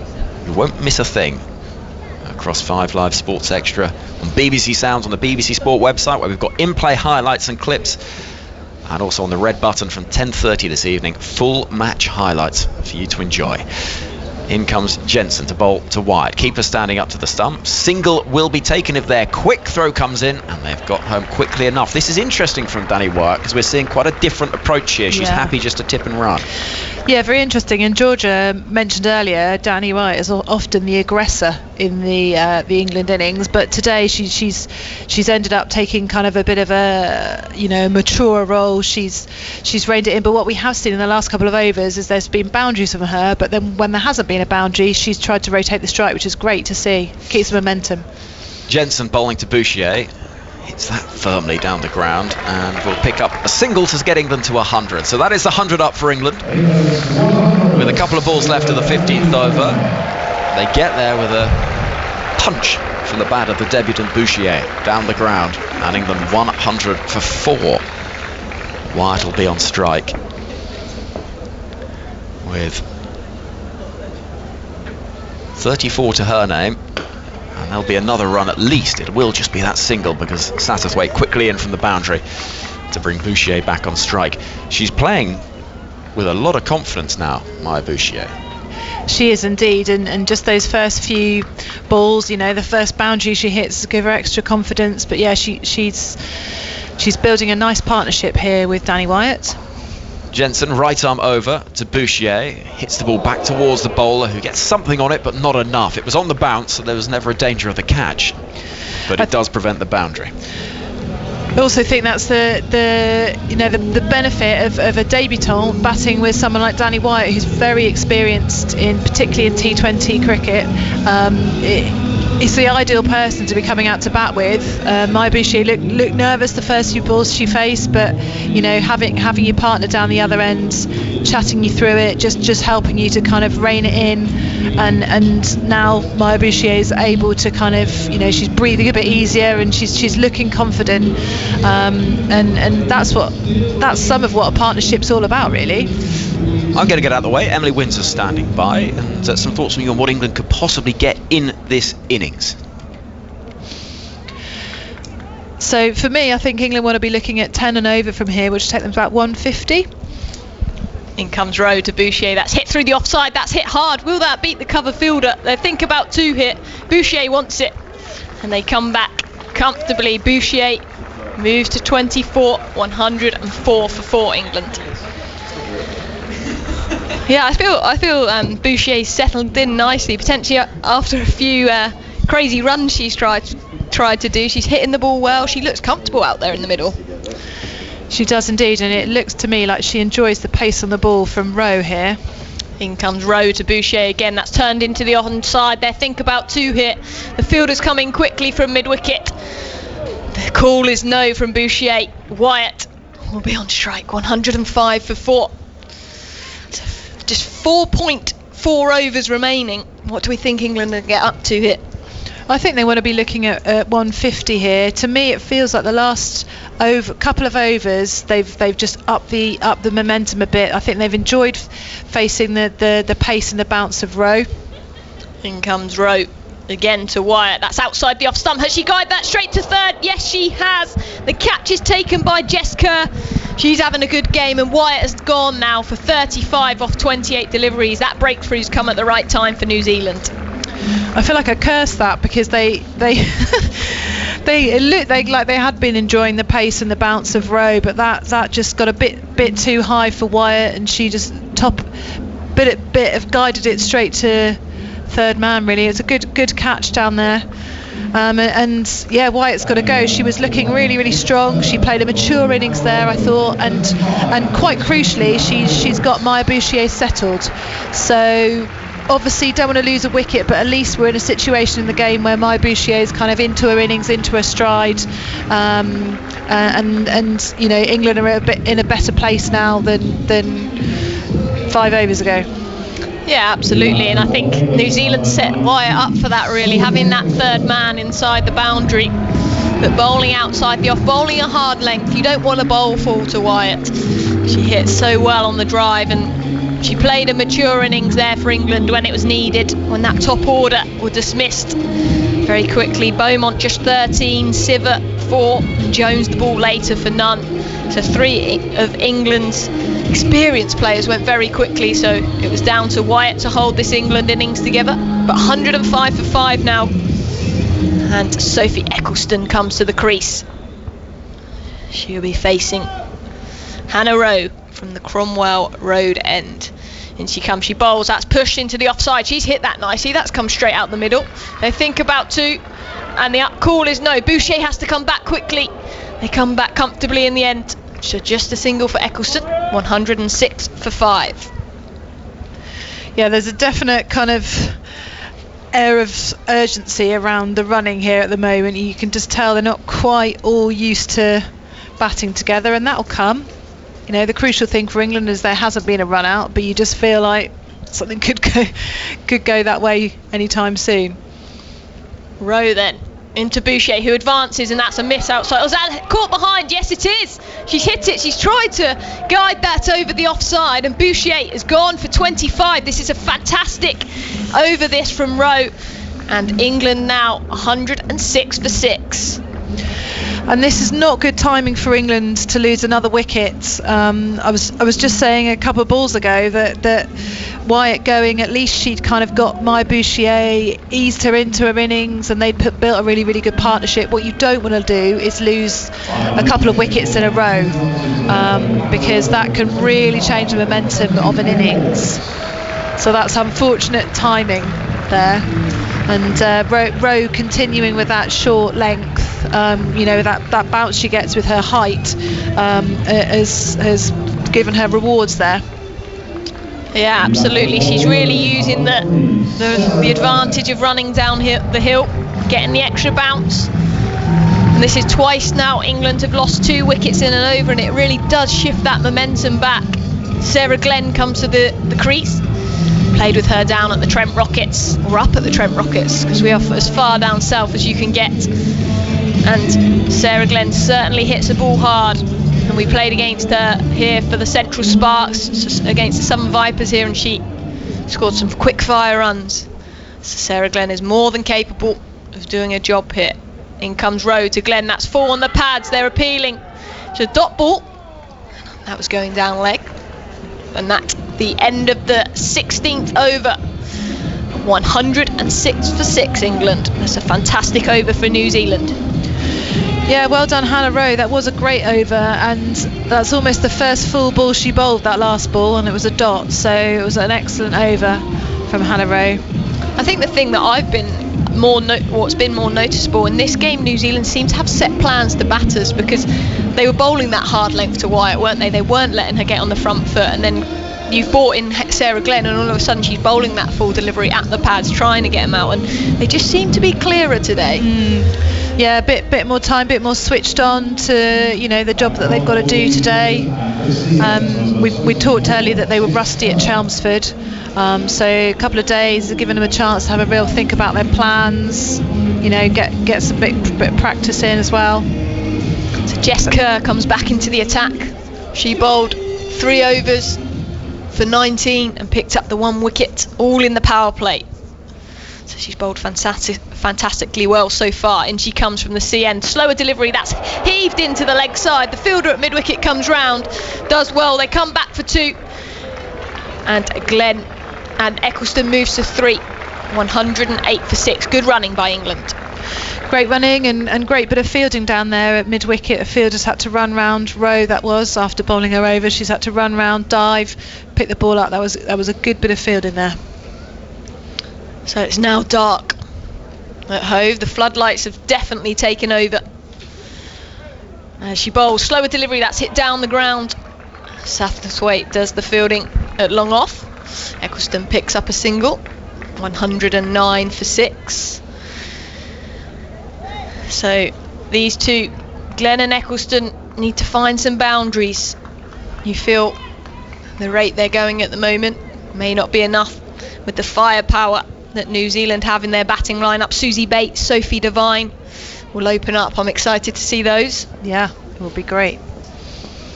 As in comes Jess Kerr again to Glenn. That's pushed into the offside. They think about a single. It's not on, fielded well there at short third man. Another dot ball. And that's the thing about losing 2 wickets really close together. It means you've obviously got 2 new batters in. They're obviously not used to batting because they've just come out. So you do automatically lose a bit of momentum when you lose wickets. Both hard hitting all-rounders as Kerr in again, taking the pace off the ball. Another dot ball. Glenn just plays it back to her. Clearly a tactic. These New Zealand seamers have got 3 fielders out on the leg side. Deep square leg, deep long on, deep mid wicket and a long off. Yeah, I think Kerr's mixed up her pace really well. She's bowled a lot of different deliveries, so the batters just can't settle. Kerr into Glenn. That's hit her on the pad. They're half an appeal. But it's going down the leg side. So 3 dot balls now. 2 overs remain of this 17th. And Glenn needs to get going here. England need to get going. New Zealand must be the happier at the moment. Yeah, and they've done really well to pull this back around actually. But this is really crucial that these 2 England batters, they just, we can't really lose another wicket here in England. I think they need to, just rebuild for a couple of balls. Kerr to Glenn. She turns that into the onside. They think about 2. Eccleston's running quickly, but Susie Bates comes round at mid-wicket. Just a single to finish. 110 for 6. And that's 17 overs gone now. Just the 4 runs from that over. As you said, those wickets in the 16th over really have pegged England back. And it's set to be a cracker here at Hove. Yeah, for me, these 2 batters, they've got to have a really clear plan about what they're going to do. They've got to know where they're going to get their runs in a way where there's not too much risk, but they can still keep the score ticking on because it's a really key point of the innings now. Kasprick into the attack. The spinner bowls to Glenn, who's turned that into the leg side. I think about 2, but it will just be a single as the fielder comes in from deep square leg. Great throw into the keeper. 111 for 6. Glenn moves to 2. So an offside field, all up in the ring. A long off, a long on, a deep mid wicket, and deep square. No third man. Can Eccleston get it down here? As in comes Kasprick. She bowled, that's darted into the leg side, turned nicely out to the deep square legs sweeper. Score moves to 112. Eccleston to 5.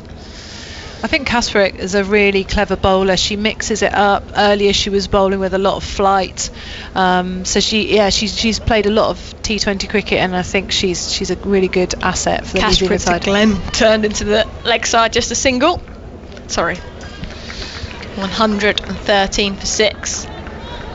And I guess she's filling the shoes of Amelia Kerr. Sometimes they play together, but obviously the leg spinning New Zealander as Kasprick comes in, and that's turned back to her, as you said, clever, changing her pace. 113 for 6.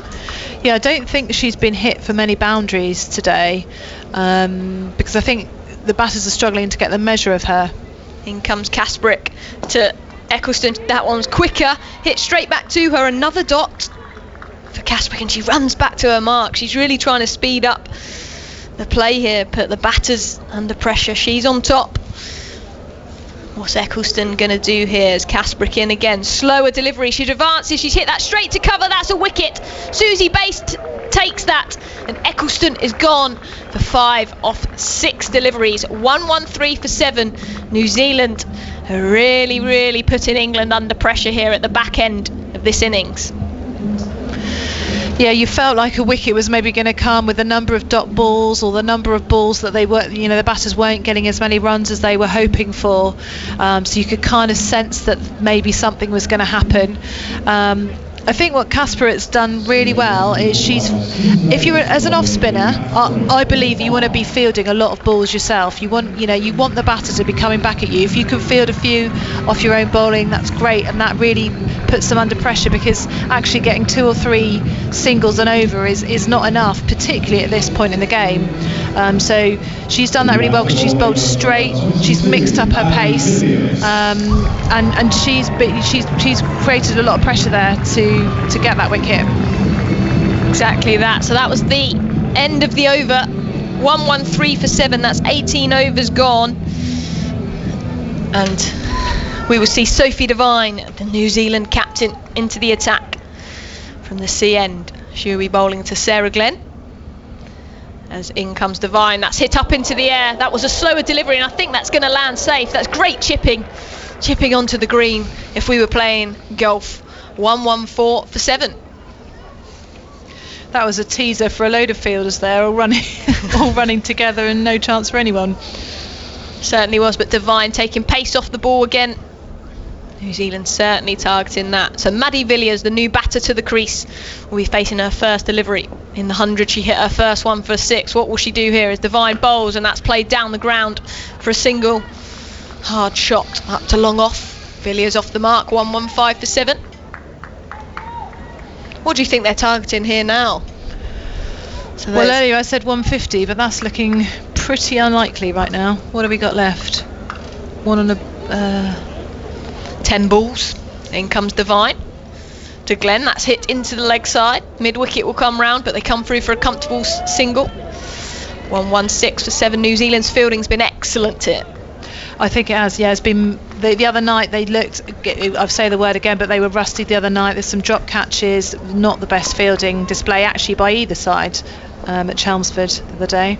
In comes Devine to Villiers. Gave herself room, but she's just managed to chip that onto the legs, into the leg side. Will come through for a quick single. 117 for 7.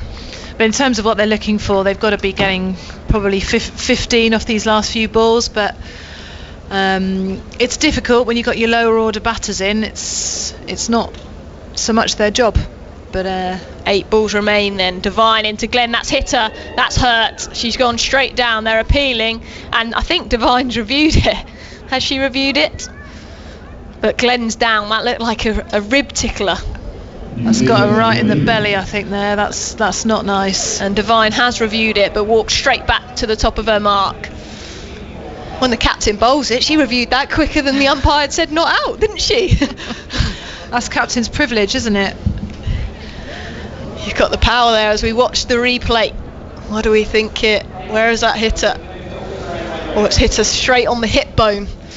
That does look painful.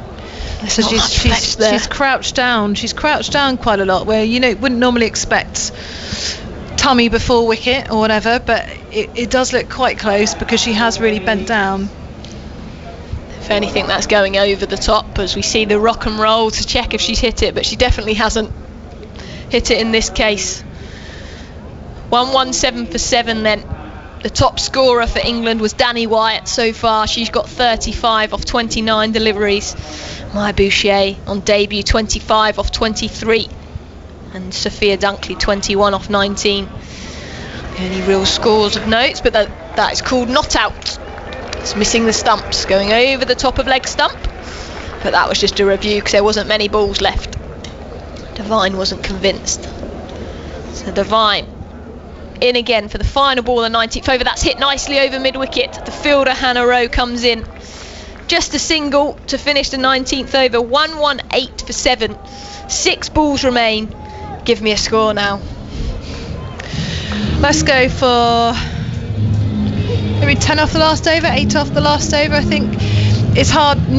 relatively new batters in. It's difficult, but I mean, this is where competitions like the 100, the Charlotte Edwards Cup, this is where it really, that experience of these players, they might not be batting so high up for England, but they're probably going to have more opportunities in the 100 and the other competitions they're playing in. So they'll be used to having to perform with the bat, even though they slightly lower order with England. Yeah, absolutely. And I think really today England's senior players haven't stepped up. Obviously Heather Knight not playing with her injury has let those new players to the England scene have an opportunity. Sophia Dunkley's had quite a few balls to face, Maya Bouchier, whereas previously those England senior players have stepped up. So it's a sign of a good team, isn't it, when even if your big name players don't score, someone else takes the responsibility. Jensen bowls the final over then to Glenn. That's turned into the leg side. They come through for a quick single. They shy at the bowler's end. If she hit, she was out. The bowler that was doing the own fielding, but they come through for a single. 1-1-9 for 7. Just a single. New Zealand will be very much happy with singles here. They won't want any boundaries. Yeah, they won't mind six singles off this last over. I think New Zealand will be really happy. It's a change of field to Maddie Villiers. No mid-wicket in place now. They are defending those boundaries. They're happy for one on the leg side. It's the clever Hayley Jensen comes in and bowls. That's heaved, and there's a fielder under it. Will she take it? She's dropped it. The fielder there at cover has put the catch down. He was swirling away. Brooke Halliday it was there at cover, but they come through for a single. It shouldn't hurt them too much. Villiers to 3, 120 for 7. That was a big old swipe, wasn't it? Swirled up to cover. Felt like it was in the air for a long time. Should have been taken though, as in comes Jensen to Glenn. That's driven down the ground. Susie Bates fields it at extra cover. Throw it comes in. Hits again. She might have been in trouble, but they come through for a scrappy single. 1-2-1 for 7. Glenn to 8 of 12 deliveries. Just haven't found the boundary these last few overs.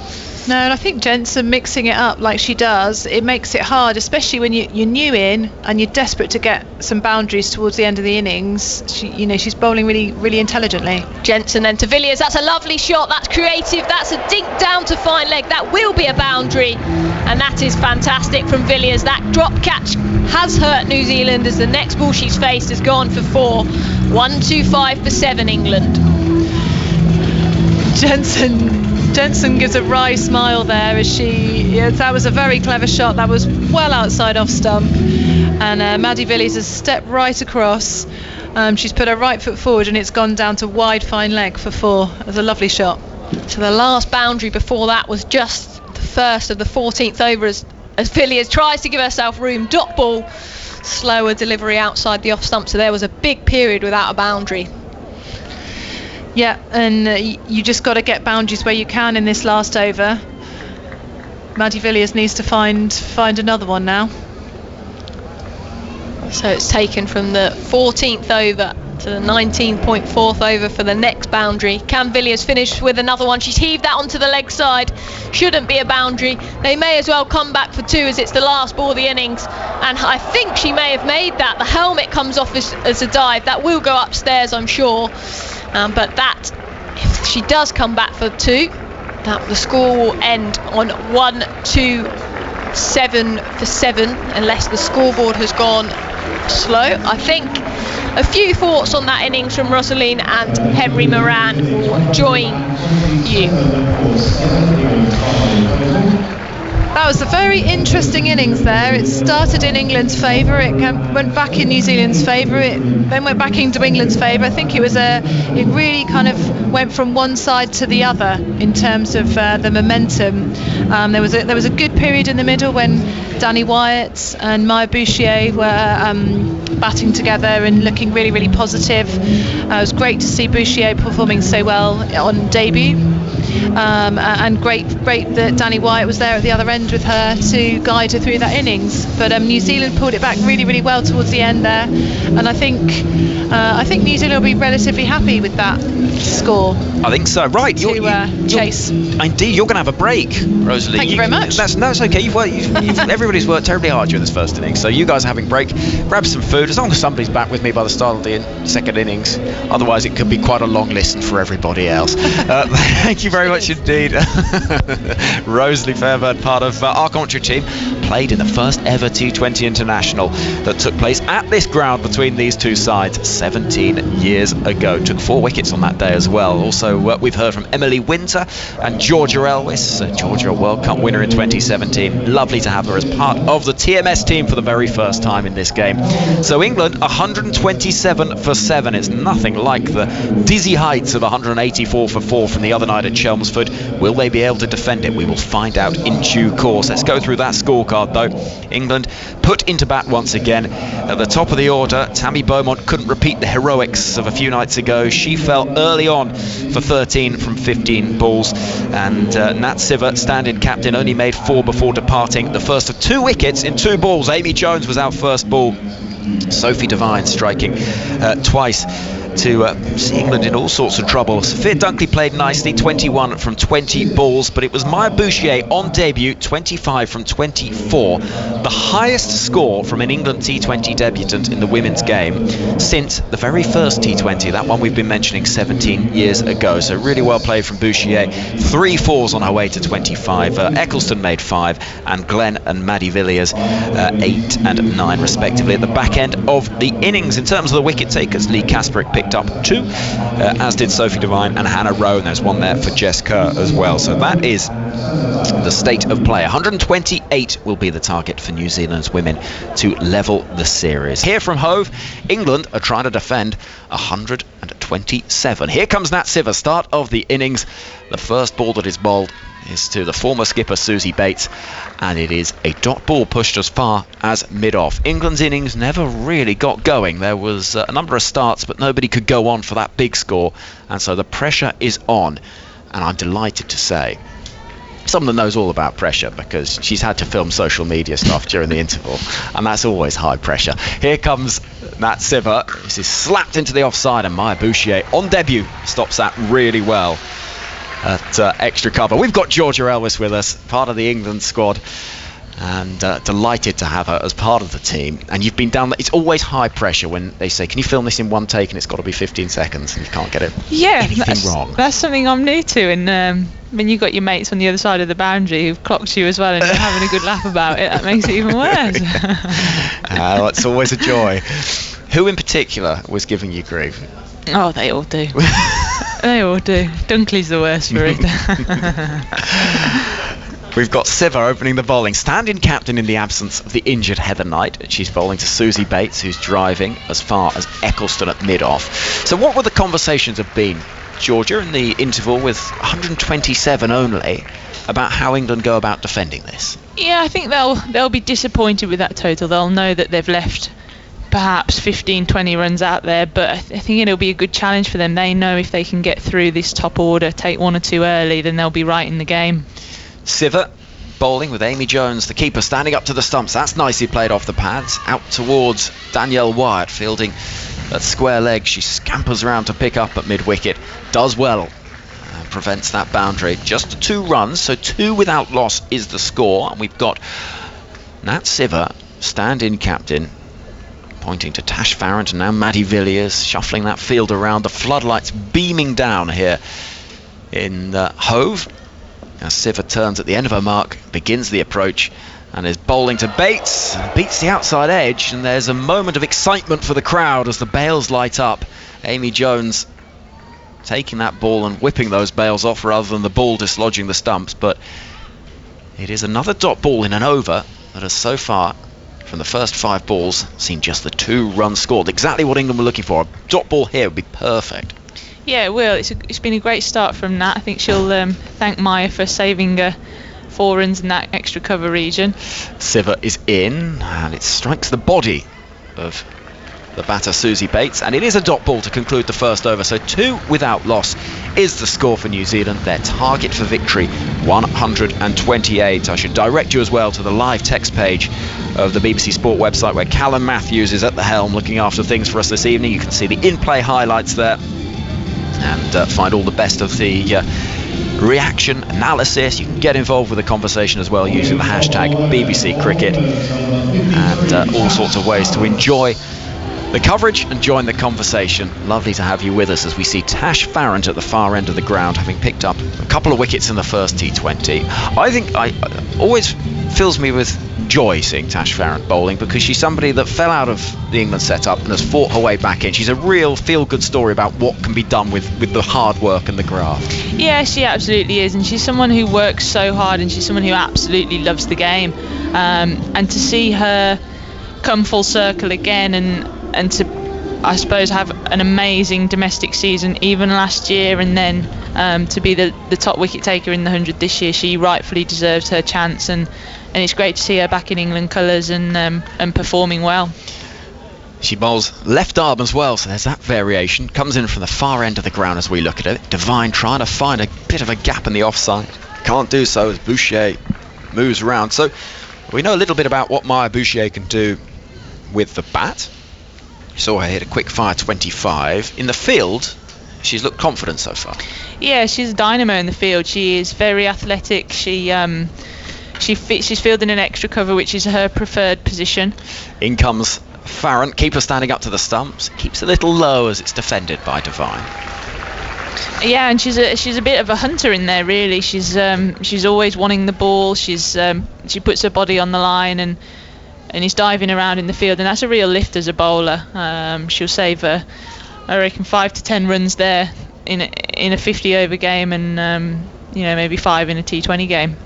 Here comes Farrant again from the far end of the ground. It's defended once more. They can do this, New Zealand, because it isn't a big total.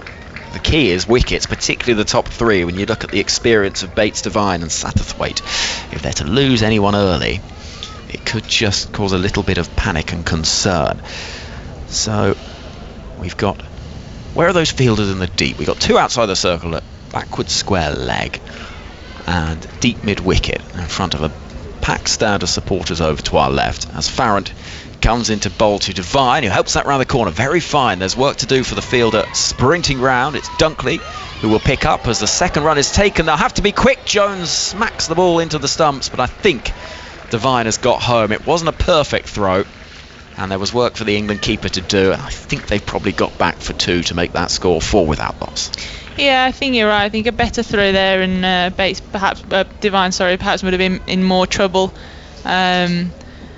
But I thought she did well in the first place to prevent the boundary. So 2 runs from the over thus far. In comes Farrant to bowl to Devine, who's beaten past the outside edge. Jones whips the bails off, and so one of the things I love about the modern game is the zinger, bails and stumps, because it gives theatre to the crowd, because it lights everything up. I mean, quite literally, but it just gives that sense of drama. Yeah, they're very entertaining. I was watching a bit of the test match and almost was confused as to why those stumps weren't the zinger bails as well. Also, they've got green bails, which you lose sight of when they're dislodged. This goes down the leg side. Jones gets something on it to prevent what would surely have been wides down the leg side, or a boundary down the leg side, and instead limited to the wide and then just a couple of extra runs. So she saved 2 there, the England keeper, and the score stands at 7 without loss. I believe they go back from 2. I think they did, didn't they? It is 7 without loss. So we've got 1 ball left of the over, with that being a wide, and we're going to see Farrant moving in once again from the far end of the ground, back of a length, worked into the leg side. White'll run in from the boundary to pick up, and that scoreboard reads 8 without loss after the first couple of overs. The target for victory, 128. George Elwis alongside me, Henry Moran, with you on a Saturday evening from Hove on the south coast, where the weather has been sensational today. It's so good, the weather here today, Georgia. I went for a swim in the sea. You did it. I did. Blimey, you're a brave man. I absolutely did. It was a sort of pound shop Daniel Craig, I think. How long were you in there for? About 10 minutes. Oh yeah. Yeah. it was lovely. Because it's the sort of thing, once you've got over the initial shock, it's absolutely lovely. Yeah. Because it's amazing what not being able to feel your limbs does to actually make it a bearable experience. Oh, you wouldn't catch me in that. All these recovery techniques. We did a bit of cold water immersion in when we were over in New Zealand earlier this year, and that involved getting into the lake in the middle of Queenstown and all. It's not my favourite form of recovery, put it that way. It's meant to be very good, isn't it, for the muscles? Yes, I don't know the exact science behind it, but those that do tell me it is.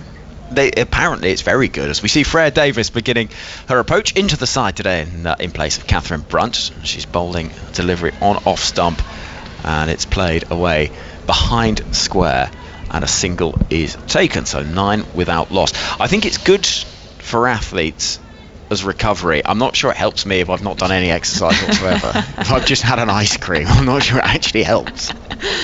Gosh, an ice cream and ice cold swimming.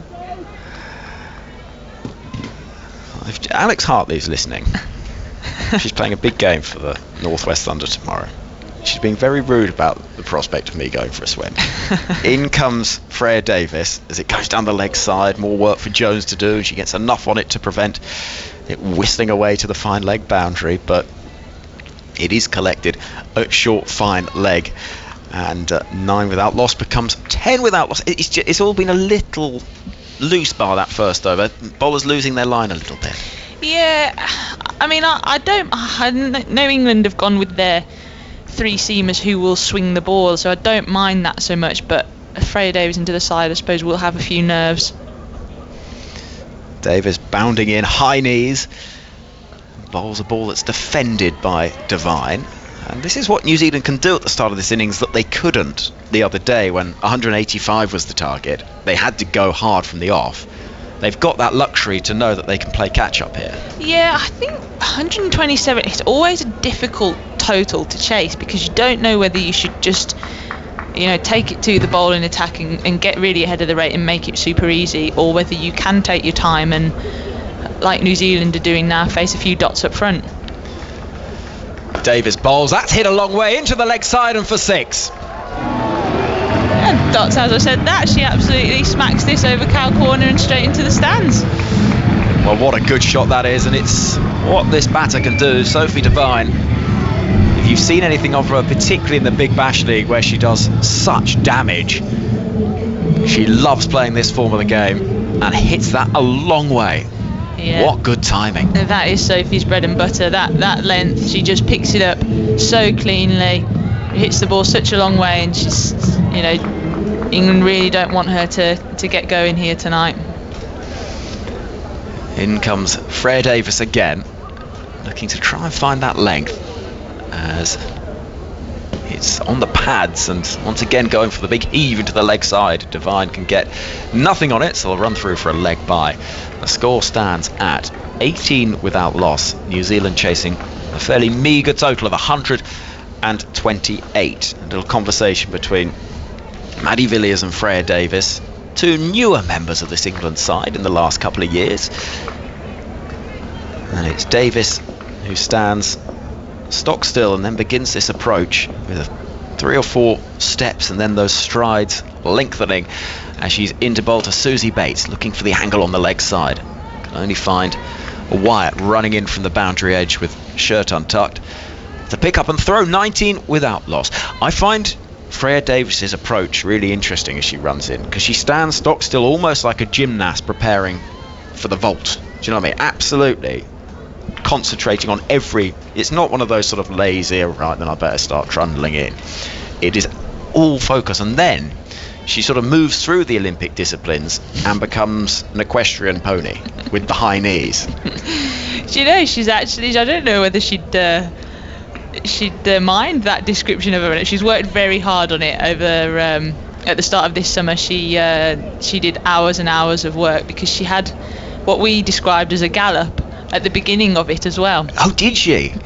Here comes Davis once again, right arm over. It's on the pads of Devine, who wants 2, and it won't be 2 because Susie Bates has fallen on her backside at the striker's end. So though there was perhaps 2 there, it'll just be the single to conclude the over. So 3 overs have been bowled, 20 without loss, And New Zealand in good shape, chasing 128. So she's had to sort of remodel that start of the approach. Yeah, so I don't know how long we must have had this run up for as long as I've known her. So that'll be a good 10 years, and it's quite difficult if you ask any bowler to talk about their run up and changing their run up. It does put you off for a while. So it took her, I think, about 6 weeks to try and remodel that and to get it to feel comfortable again. But there still is that hint of it in there, isn't there? And I love it. I think it's what makes cricket such a fascinating game to watch, though, isn't it? The different, the way that you see Catherine Brunt running in, all sort of fire and fury, and then you get something a little bit different with you bowling, with Anya Shrubsole bowling, and we're going to see Sophie Eccleston with the high sort of pirouette arms as she begins the approach.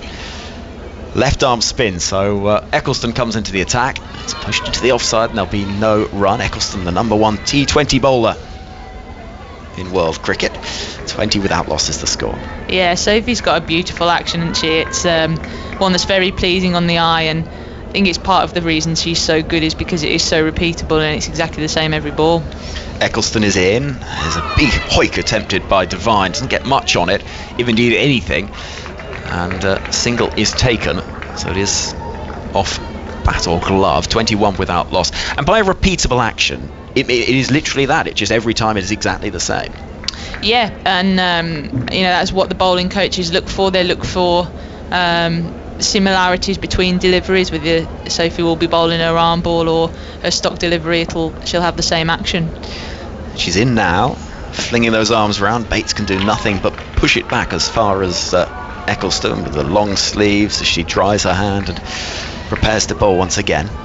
She's great, isn't she? What a character she is.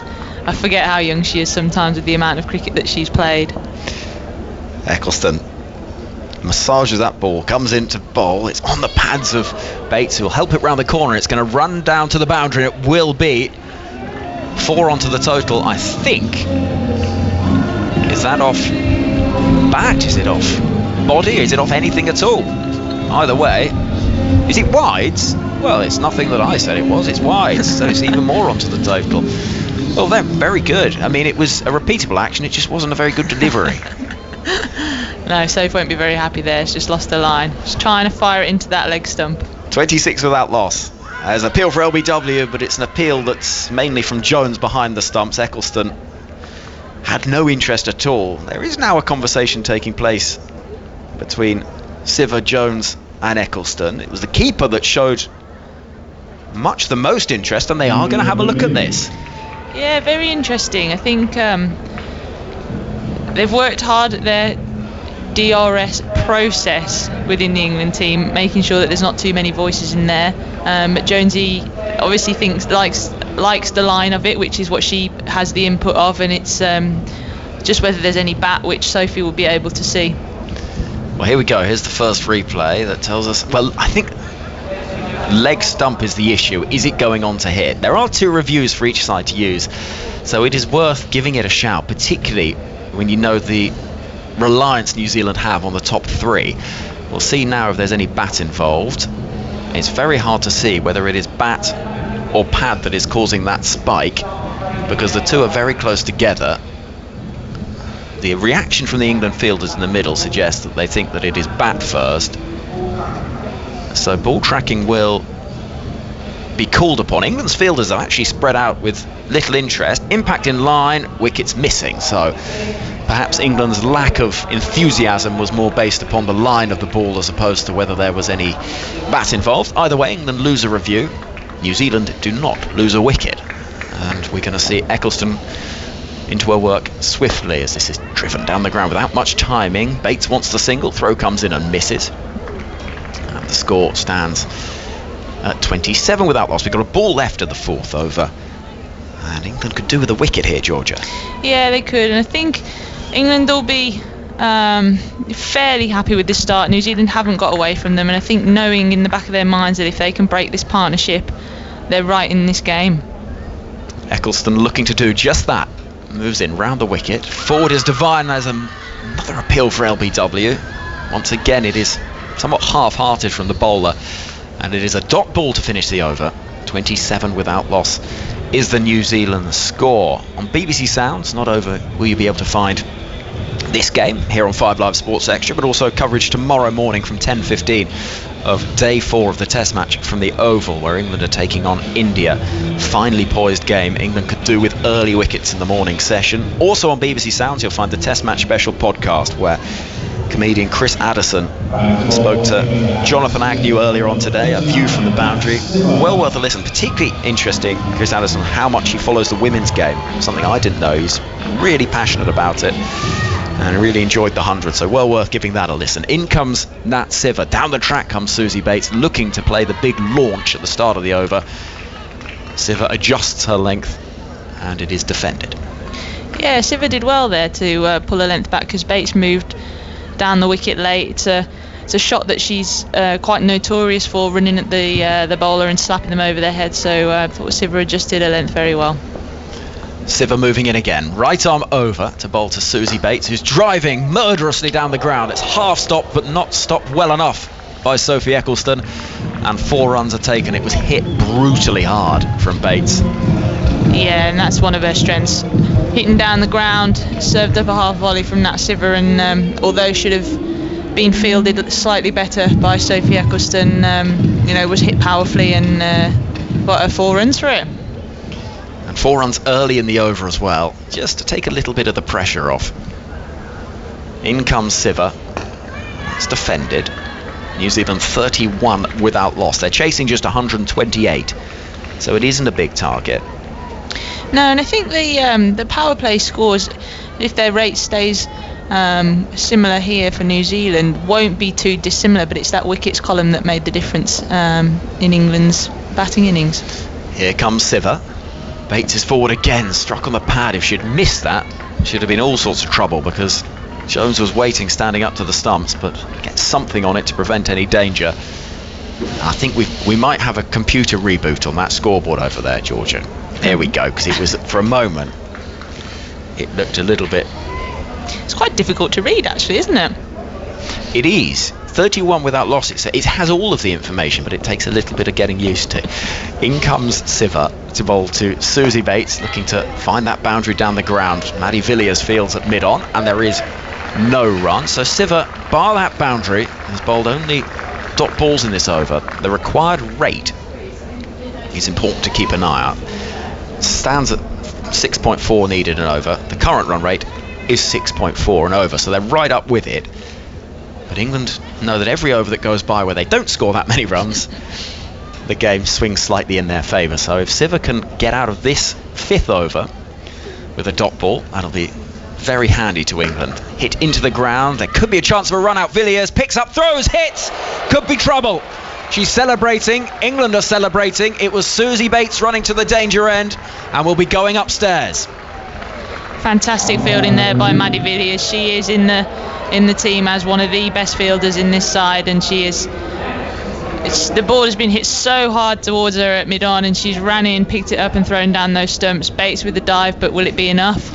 Here comes the replay. Throw comes in from Villiers. It's a good throw, direct hit, and she's gone. Massive moment in this game as Susie Bates departs. England celebrate. Maddie Villiers' throw was laser-like in its accuracy. What a piece of fielding that is. I tell you, it is not easy when you're at mid-on and mid-off. You know that they're going to be hitting the ball hard at you.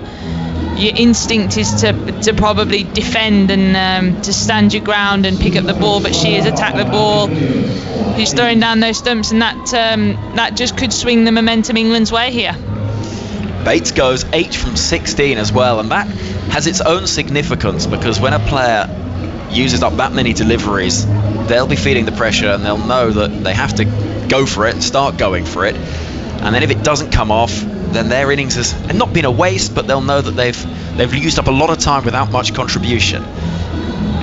Yeah, definitely. I think Susie is short on cricket after her injury, and New Zealand haven't played very much cricket over the past few months, and she's such an experienced campaigner. She's such a big person in their side, and I think England will be really pleased. They've almost burgled themselves a wicket there.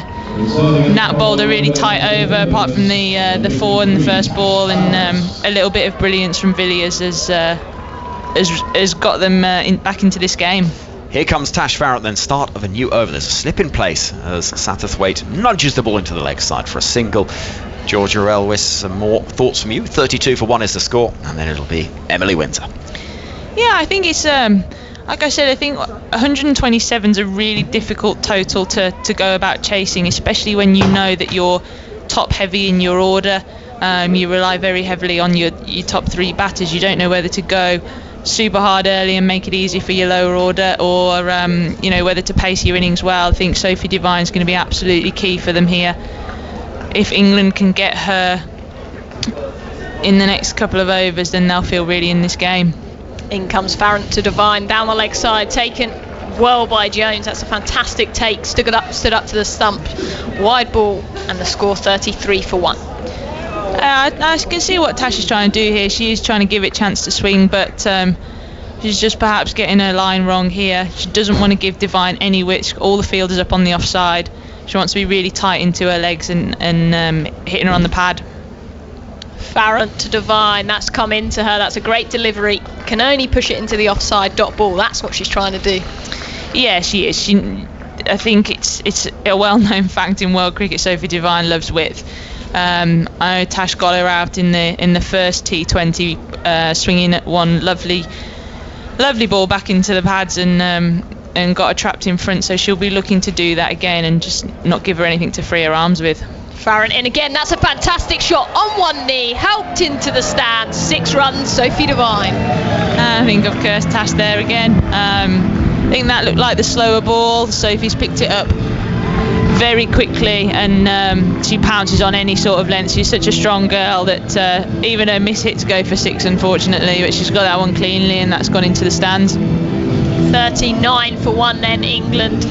Devine moves to 18 off 16 deliveries. One of the smash sisters for New Zealand is still at the crease, and that is Sophie Devine. She's going along nicely here. Siver and Farrant having a conversation. What will that conversation be there at the top of the mark? I think probably how are you going to get out your over. How will she get out the over as she comes in from the Cromwell Road end? That's come into her. Fielded covered by Dunkley, a dot ball. Yeah, she's got a field, 2 fielders out, set back leg side, so she won't mind getting hit out there, but she won't want to give her any sort of length, either full or short. She'll want to cramp her up for room and hopefully just get out this over with, twos at best. Farrant into Devine again. That's forward in defence, another dot ball. It's a good response from her.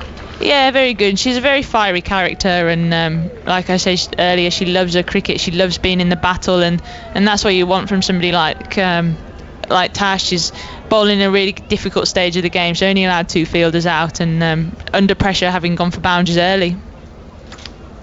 In comes Farrant again to Devine, who's hit that hard through the offside. That'll be another boundary. That is fantastic batting. 4 runs to Devine. She moves to 22, 43 for 1. Yeah, that is a stunning shot to finish the power play. Little bit of width that she wanted, and her hand speed through that ball was so quick. I think it was past the cover fielder before she even knew about it, and away to the boundary. So England at the same stage with 36 for 3. New Zealand 43 for 1. So they are on top here. Just losing the wicket of Susie Bates. A fantastic run out from Maddie Villiers, but England needs some wickets here, and wickets fast. Yeah, I think maybe the worst thing for England here is that Sophie Devine is starting to show her class and her quality, and she looks like she's on tonight. She's middled the middle of the ball, hit 2 6s already. It'll be interesting to see how she plays it now with the field spreading, 4 fielders allowed outside the ring, and will she continue in that same gear, or will she go up and down the gears like Danny Wyatt did? Satterthwaite, the other batter here. Sarah Glenn, the leg spinner. Bowling into her pads with this field as she bowls, and it was on her pads. They think about a quick single, they call through, no. Eccleston tries to shy at the bowler's end, and after all that, a dot ball. Yeah, it was a bit of a chaotic start to the over, wasn't it? Nicely bowled by Glenn, not giving Satterthwaite any room, and fielded by her spin twin Sophie Eccleston. Satterthwaite, Glenn into Satterthwaite, that's dropped down short, that's pulled away. It's fielded well at mid-wicket by Danny Wyatt. Just be a single, she got away with that one. Yeah, she did. I thought for a second it might be going straight to Nat Siver at the mid-wicket for a catch, which would have been a bit of a bonus, but yeah, she got away with 1 run. Fielders set back in the deep and in the right position for her. Boucher on debut in front of us here at Long On. Deep mid-wicket, deep square leg and a deep cover out for Sophie Devine. In comes Glenn, the leg spinner, bowls, and she's tried to sweep that and has taken the veil so quickly by Jones. For a minute I thought she bowled her. Yeah, that's a great delivery by Glenn. Looks like she just held it back slightly, lowered her pace. She knows Devine wants to go hard at the ball, and I think she's deceived her a little bit there in the flight. Devine really showing her intent here. 22 runs off 20 deliveries as she's cut that into the offside. Wyatt at cover does the fielding. Pure timing though from Devine we're seeing here. 23 off 21, 45 for 1. Yeah, it sounds nice off her bat, doesn't it? She's just hit some beautiful shots, but fortunately straight to the fielders for England. Glenn in again to the left-handed Satterthwaite. This flighty delivery, and she can't field it off her own bowling. So come through for a single. That's all New Zealand need to do at this stage, is knock the ball about. England need to find a breakthrough, chasing 128 to win. As in comes Glenn to Devine. That's dropped short, that's heaved into the leg side. Boucher comes round, picks the ball up cleanly. Cheer from the crowd, and it's just a single. Devine moves to 24, 47 for 1. Yeah, I wondered how Devine would play this now, but it looks like she's signalling her intent. She's still going to go hard, and maybe Satterthwaite's going to be the one who anchors the innings and is happy to play the low risk options and to get a runner ball scored to try and see her side over the line. Thank you very much, Georgia. She will be subbed out. Rosaline joins me, and New Zealand right on top here. Yeah, Devine is looking for England. He's looking a bit of a worry, I think. She's looking very confident. She did have a good day the other day with bat, ball, or in the field. So, she's looking like she's turning it on today. And it's great to watch. She's such a strong batter. It's fantastic to watch her play. Eccleston from the Cromwell Road end. Bowls to Devine. That's turned into the leg side. Just be a single. And we forgot to mention as well, or I haven't mentioned it on air, it's Devine's 100th cap for New Zealand today, so that's a fantastic landmark for her. The cap was presented by Satterthwaite and Susie Bates as she joined their 100 club. Yeah, what an achievement. She's been around a long time, she's got a lot of experience, but she took some time out of the game, and it's great to see her back, and she'll be really proud to reach that milestone. Eccleston to Satterthwaite, that's a play and miss outside the off stump. Fantastic delivery by Eccleston. 48 for 1. I think this will be a good battle here. Eccleston against two of the world's top batters. Sivers throwing the ball to the number 1 ranked bowler in the world, Sophie Eccleston, as she bowls. Gone for a reverse sweep, she's got hold of that. That's a lovely shot from Satterthwaite, and that will race away for 4. And that is New Zealand's 50 up, 52 for 1. They're racing along here. England need wickets. That was a really inventive, well played stroke by Satterthwaite there. She made it look very simple, and a little lap sweep like that is the sort of thing, little reverse sweep is the sort of thing that makes the captain have to think twice. It's the sort of shot that you think, oh, am I going to have to move somebody? It quite often instigates a change, which means that Satterthwaite then ends up with gaps elsewhere. In comes Eccleston, and she's turned this onto the leg side. This time Satterthwaite come through for a single. Sheer move to 8, 53 for 1, New Zealand. And that's good batting, that, I think if you can get a boundary and then get a single off the next ball, that's really good batting. especially just chasing the 128. They can afford to just rotate the strike. They don't need to go hard. There's Eccleston into Devine. She's gone for a sweep. That's gone straight to fine leg. Short fine leg, and she dropped it, Glenn. Is that a big moment? Devine dropped on 25. That's a big drop. It's come hard at her. Sophie Devine's gone for the sweep. It's gone hard to fine leg on the 45. Sarah Glenn above her head. That's a tough chance, but she'll be absolutely gutted that she's shelled that one. Yeah, that came quickly to her. That was almost a reaction catch. She didn't have time to think as Eccleston now comes into Satterthwaite. Dot ball to finish the over. 54 for 1. And England, is it their turn to drop the catches? England need this breakthrough. They'd had a chance. They've missed it this over. And that was nice to see there. Danny Wyatt just went and had a little word with Sarah Glenn and just said, look, come on, next one. You know, it's so tough if you drop a catch, especially against, of such a quality player as Sophie Devine, who's looking so dangerous and so aggressive. That's not easy for you as an individual, but it's nice to feel like your teammates are around you, supporting you. And, hopefully Sarah Glenn can do something later in the game to mean that that's not such a pivotal moment. Yeah, absolutely. And I think, as you said, it's never a nice feeling dropping a catch, and no one means to drop a catch, do they? But it's about how you turn it around. As you said, she will be searching to make a difference, but Nat Siver brings herself back into the attack. So England going to their experience here. Nat Siver calling upon herself to change the game as she bowls for the right-handed Devine. Forward in defence, will be no run. 54 for 1. You feel like here, though, with this New Zealand batting lineup, if they pick up a couple of wickets, if they get Devine, if they get Satterthwaite, they are putting that middle order under pressure. Siver in again to Devine. That's heaved. That's gone, Miles. That's into the crowd. That's out of the ground. One bounce. Wow. That's where Devine is just another level, isn't she? Yeah, a short ball from Siver, but Devine has just got that immense power and strength to heave that well over the boundary that's gone behind one of the boxes there. Incredible strike. But you're exactly right, Emily. I think if England can get through a couple of these two, pretty much get these two wickets, these two batters out here, that gives them a really good chance to get into that middle order with less experience behind them, because the top three are so experienced. It does put them in a little bit exposed a bit further down the order. Do you know what frustrated me? She looked at the toe of her bat there. Siver into Devine again. That's taken well by Jones down the leg side. Will be a wide. To toe the bat out the ground. Yeah. If only I could do that. It's the stuff of dreams, isn't it? Strong woman is Sophie Devine. Yeah, she has, and she's got such good timing, quick hands. Yeah, great to watch.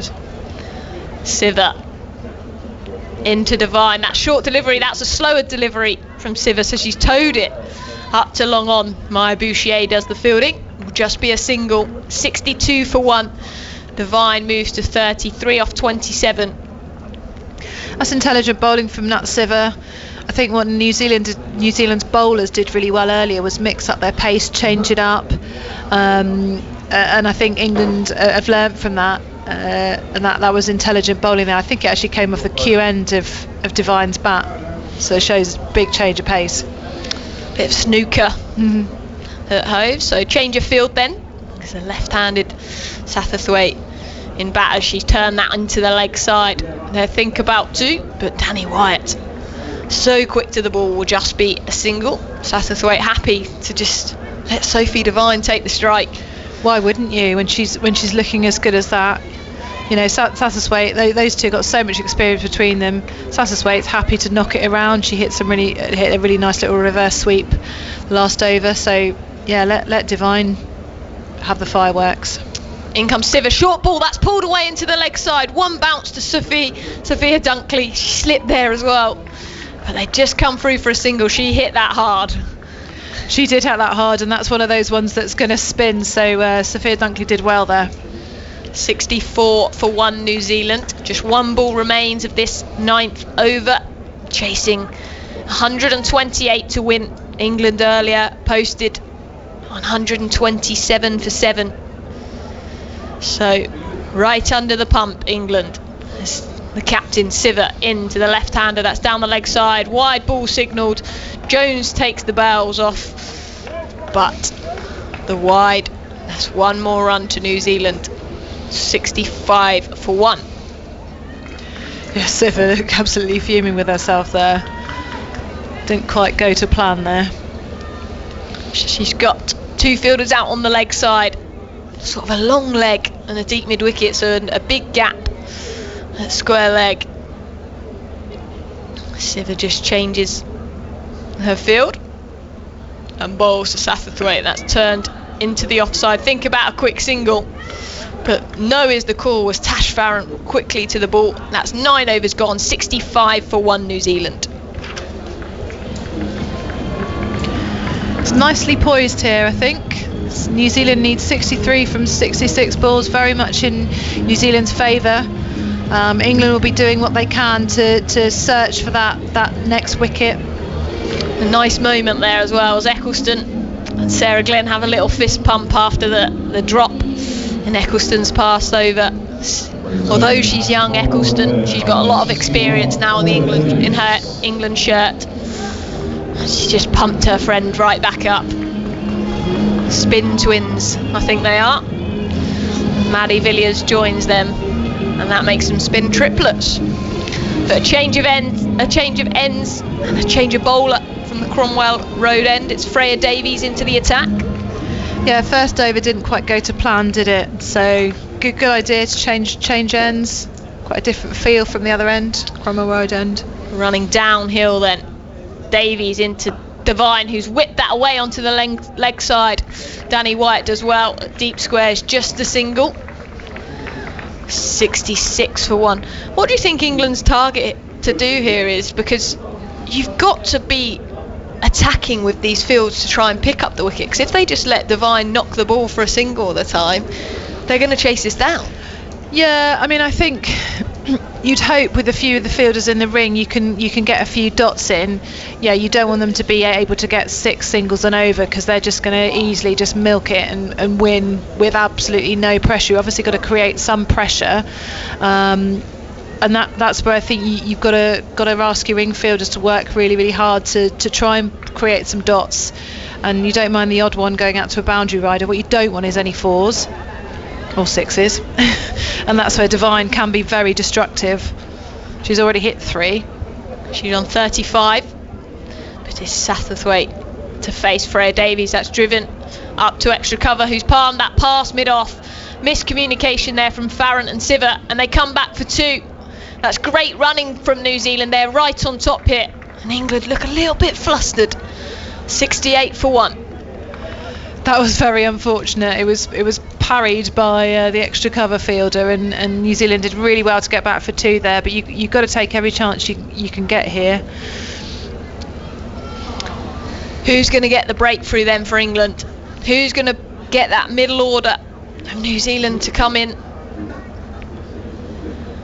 Will Freya Davies with the ball in hand as she gallops in to Satterthwaite, turned into the onside. Maya Bouchier quick to it at mid-wicket. There's no run there.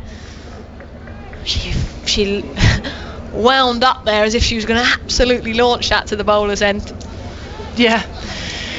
I think this is where it's a bit of a challenge for Freya Davies, young bowler, bowling against 2 of the world's most experienced and quality batters, and a left-hand right-hand combination. It's a challenging situation for her. Davies into Satterthwaite, that's hit to mid-wicket again. Maya Bouchier does the fielding, another dot ball.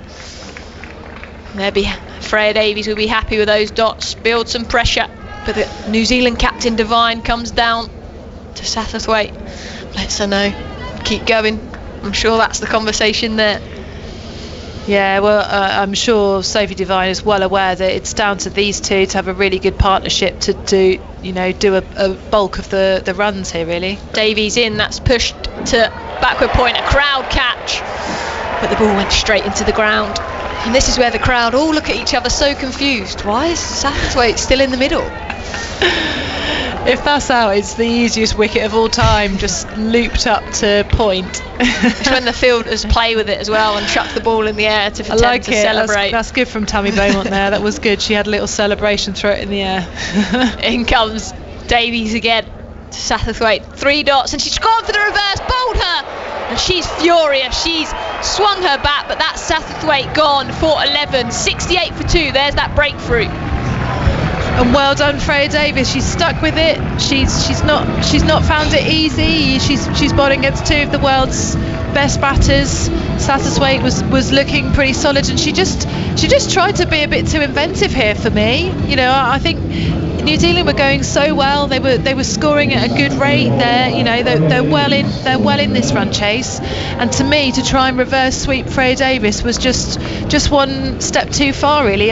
For me, that was a bit unnecessary. You know, I applaud the positive intent, but I think there were other options before she tried to do that, really, knowing that it's really important for these 2 batters to have a really good partnership.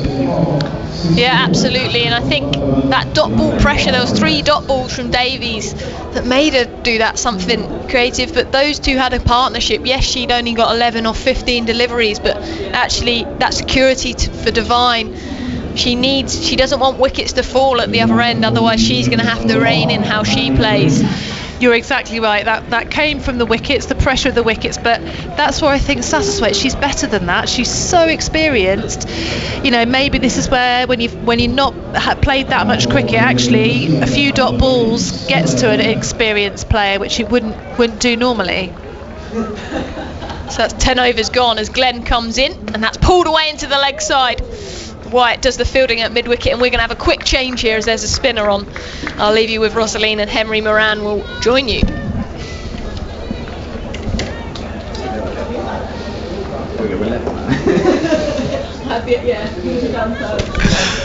Right then, this game's right in the balance suddenly. That top 3 we've spoken about, so important for this New Zealand side. And 2 of the 3 have gone. The dangerous Devine is still there as we see Sarah Glenn on duty, moving into bowl, and this is pushed as far as backward point. Dot balls will really help England's cause here because the required rate is well below where they're going at the moment. They're going at 6.7 and over. The required rate stands at 6.1. Yeah, and that's where I'm so surprised that Satterthwaite just tried to accelerate things. I feel like her shot last over was unnecessary. Glenn in, and it's a loopy delivery which is chopped down upon, and a single played out into the offside. Yeah, because if they can just keep ticking it over and get the odd boundary, especially Sophie Devine, because the odd boundary for her is a 6. Well, that's compared it, to others where it might be a 4, 2 if you're lucky.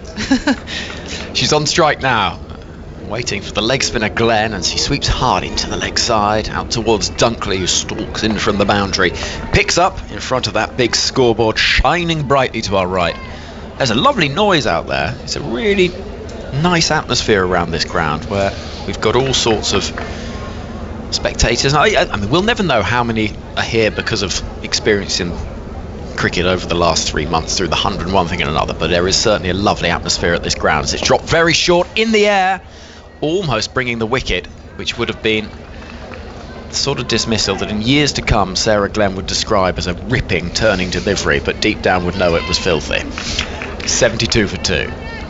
And this is her chance to make amends for her unfortunate drop catch a few overs ago. She's in now. That's a better looking ball, which Devine tries to swivel and pull out of the ground, but she can't do so. And a dot ball to finish the 11th over. New Zealand 72 for 2. Their target 128. The required rate stands at 6.2 and over. The big obstacle for England is Sophie Devine. She's such a quality player. It's so good to watch her. She's got such strength, such timing. She's got so much experience, which in your head makes such a difference. And she'll obviously be disappointed that her teammate Amy Satterthwaite's now back in the pavilion, because those 2 were building a really good partnership, and I'm sure she'd have wanted those 2 to be seeing the game home or near enough home. But she's got to rebuild now with her partner. experience though, Maddie Green. This is her 59th T20 international. She waits now, the right-hander, defends into the offside. England going to Sophie Eccleston here, bowling her third over of a possible 4, and so England looking just to try and build a little bit of pressure with Eccleston. Into the 12th over, Eccleston round the wicket, bowling, and it's played back to the bowler, who tumbles in stages, almost like a sort of Jenga tower there with one of the bottom pieces removed. She sort of, but you knew it was That's coming. how it is when you're tall. Oh no, I am well aware. It's quite hard I like to the fall description, though. gracefully, isn't it, as a tall person? In comes Eccleston. Quicker delivery this time, jammed into the ground. 3-dot balls, and it's amazing how quickly things change, because suddenly that required rate has leapt beyond the rate that New Zealand are scoring at. It's now standing at 6.6, so a few dot balls just changes things. And now we see Devine having a conversation with Green to say, look, just get off strike, let me have a go. Presumably. I'm guessing. In comes Eccleston. Forward into the offside. Single taken, throw comes in, and they do get through for 1. Yeah, I think Maddie Green's got an important job to play here. She's got to just knock it around, get Sophie Devine back on strike, and not get flustered. I think for New Zealand, if they let a few dot balls get to them, they're going to crumble, I think. Oh, big shout, crumble. Wow. Big shout. Dramatic, Devine plays the ball into the ground, wants a single, it's not there, and Jones runs around to pick up. Just the 1 run from the over so far. The pressure is building. I think that's the thing. Like if you've experienced situations where you've been able to cope with a few dot balls and you've been able to pull it round and tick it over and get back on top, you'll do that time and time again. But that's another good delivery, which is pushed into the ground, and Devine wants another single that's not there. 1 run coming from the 12th over. Nat Siver's decision to bring on the strike bowler Sophie Eccleston. Well, she doesn't take the wicket, but the economy vital. The required rate just shy of 7 and over. New Zealand are 73 for 2. They need 128 to win. 8 overs left in this game. That was an excellent decision to bring Eccleston back on there. Just really tighten the screw there, because every over it's the rate is going up. It is obviously building the pressure for New Zealand and taking the pressure off England. The thoughts of Rosalie Fairbairn, who was part of our team during this series earlier in the year for England against India. She also was part of a very historic game played at this ground between these two sides, the first ever T20 international 17 years ago. There's a ball from Glenn in the air, whipped into the leg side and smacked away for 4 runs. It's sat up beautifully to be hit, and it is punished at the start of the over to relieve a little bit of that pressure. 77 for 2 now, the target 128, and that'll make New Zealand feel an awful lot better. That's a poor delivery from Sarah Glenn, but when you're a leg spinner, there's a risk that you are going to drop the odd one short, and it was put away very well by Maddie Green. Glenn comes in, Green again looking to sweep. This time doesn't get much on it, just be a single to bring Devine on strike, but she's absolutely done her job at the start of the over with a boundary, then a single to get Sophie Devine on strike. If England can get that wicket, this game really does swing in their favour. Glenn approaching once again, right arm over, tossing that ball up, it's hit away for 6, into the leg side, out of the ground. That is the danger when you have someone of the power and the ability of Sophie Devine. It's another monster hit. She makes it look so easy. The difference between those two, Maddie Green, short ball, she bisected the fielders at square leg, and then a reasonable delivery from Sarah Glenn, but massive stride from Sophie Devine, and she's again hit it over the boxes at deep mid-wicket. Yeah, it should be said, it's different level of power. It is, and it isn't a sort of hit out of over 3 tiers, because it is just a sort of porter cabin height to our right, but it is gone a long way, that. Here comes Glenn to Devine, looking once again to go hard into the leg side as that bisected the 2 fielders, running round Wyatt, does well in relay with Maddie Villiers. Throw comes in, but 2 runs are taken, and the score stands at 86 for 2, the target 128. Danny Wyatt does such a crucial job down there on that mid-wicket boundary. She saves, she's got a big job to do. She saves a lot of runs down there, and we'll probably see her running to the opposite side of the boundary next over. Glenn bowling to Devine, once again looking into the leg side. I think it's fairly clear what the tactic is here, playing against the spin and picking up 1 run out towards Wyatt again. She must cover some miles, Danny Wyatt. Yeah, but she is a fit girl. And it's such an important position that she's in there on the boundary. She's taken some amazing catches over the years as well. Glenn bowling to Green, who's looking for a single into the offside, and Tammy Beaumont dives for a bit of feeling she was never going to stop that ball. I think that's lying down, really. Yeah, that was absolutely. I'm feeling a bit sort of exhausted here. I'm going to just flop onto my front. It was look like I've made an effort. It was proper It was proper no toddler chance. In the supermarket when they can't get the fruity yogurts, wasn't it? It was. No, Oh I'm not God, having don't it. talk to me about that. Sorry, sort of has stuff. that touched a nerve? That's triggered. Has it? Or if they don't get the right coloured spoon or something. Oh no. Yeah, we've got a lot of But that. teenagers, what can you do? Yeah. 88 for 2 is the score. 128 is the target. We're going to see Freya Davis. Where do we see this as a tactic? Well, she bowled a number of dot balls to and turned things around to take the wicket of Amy Satterthwaite. But for me, England, they've got to bowl as much as possible to Maddie Green. They don't want to be bowling to Sophie Devine, and if they can starve her of the strike, she's probably going to start doing something silly. Davis bowling. They want that single that's not there. I wonder if England could actually think about, rather than having 4 outside the circle, bringing a couple in just to really build the pressure. Yeah, it's definitely an option, isn't it? We'll have to watch what the ring fielders are doing, but I'm sure they're really hot on that single because they don't want Devine back on strike. And then Maddie Green, it puts pressure on Maddie Green to do something different, to score those boundaries, or just desperately try to get Devine back on strike, and she's going to get preoccupied with that. Bounding in again, here comes Freya Davis. It's hit hard into the leg side, could be 4, and it will be 4. It's a lovely piece of timing from Maddie Green, working the ball behind square on the leg side and offering her contribution in the boundary count to move the New Zealand score into the 90s. 92 for 2. Yeah, that wasn't the best delivery from Freya Davis there. Dropped a bit short, a bit leg side, and just sort of guided around the corner, really. And Davis got to work so hard to try and build some pressure here on Maddie Green, get some dot balls in.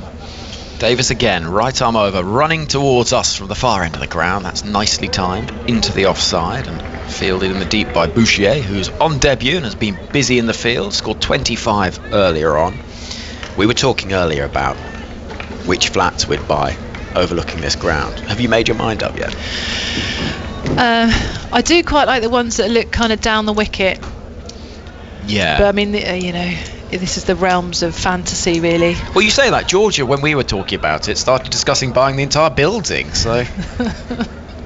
She's obviously got some pots of money somewhere. 93 for 2 as a loose delivery down the leg side will be signalled wide by umpire Nigel Long.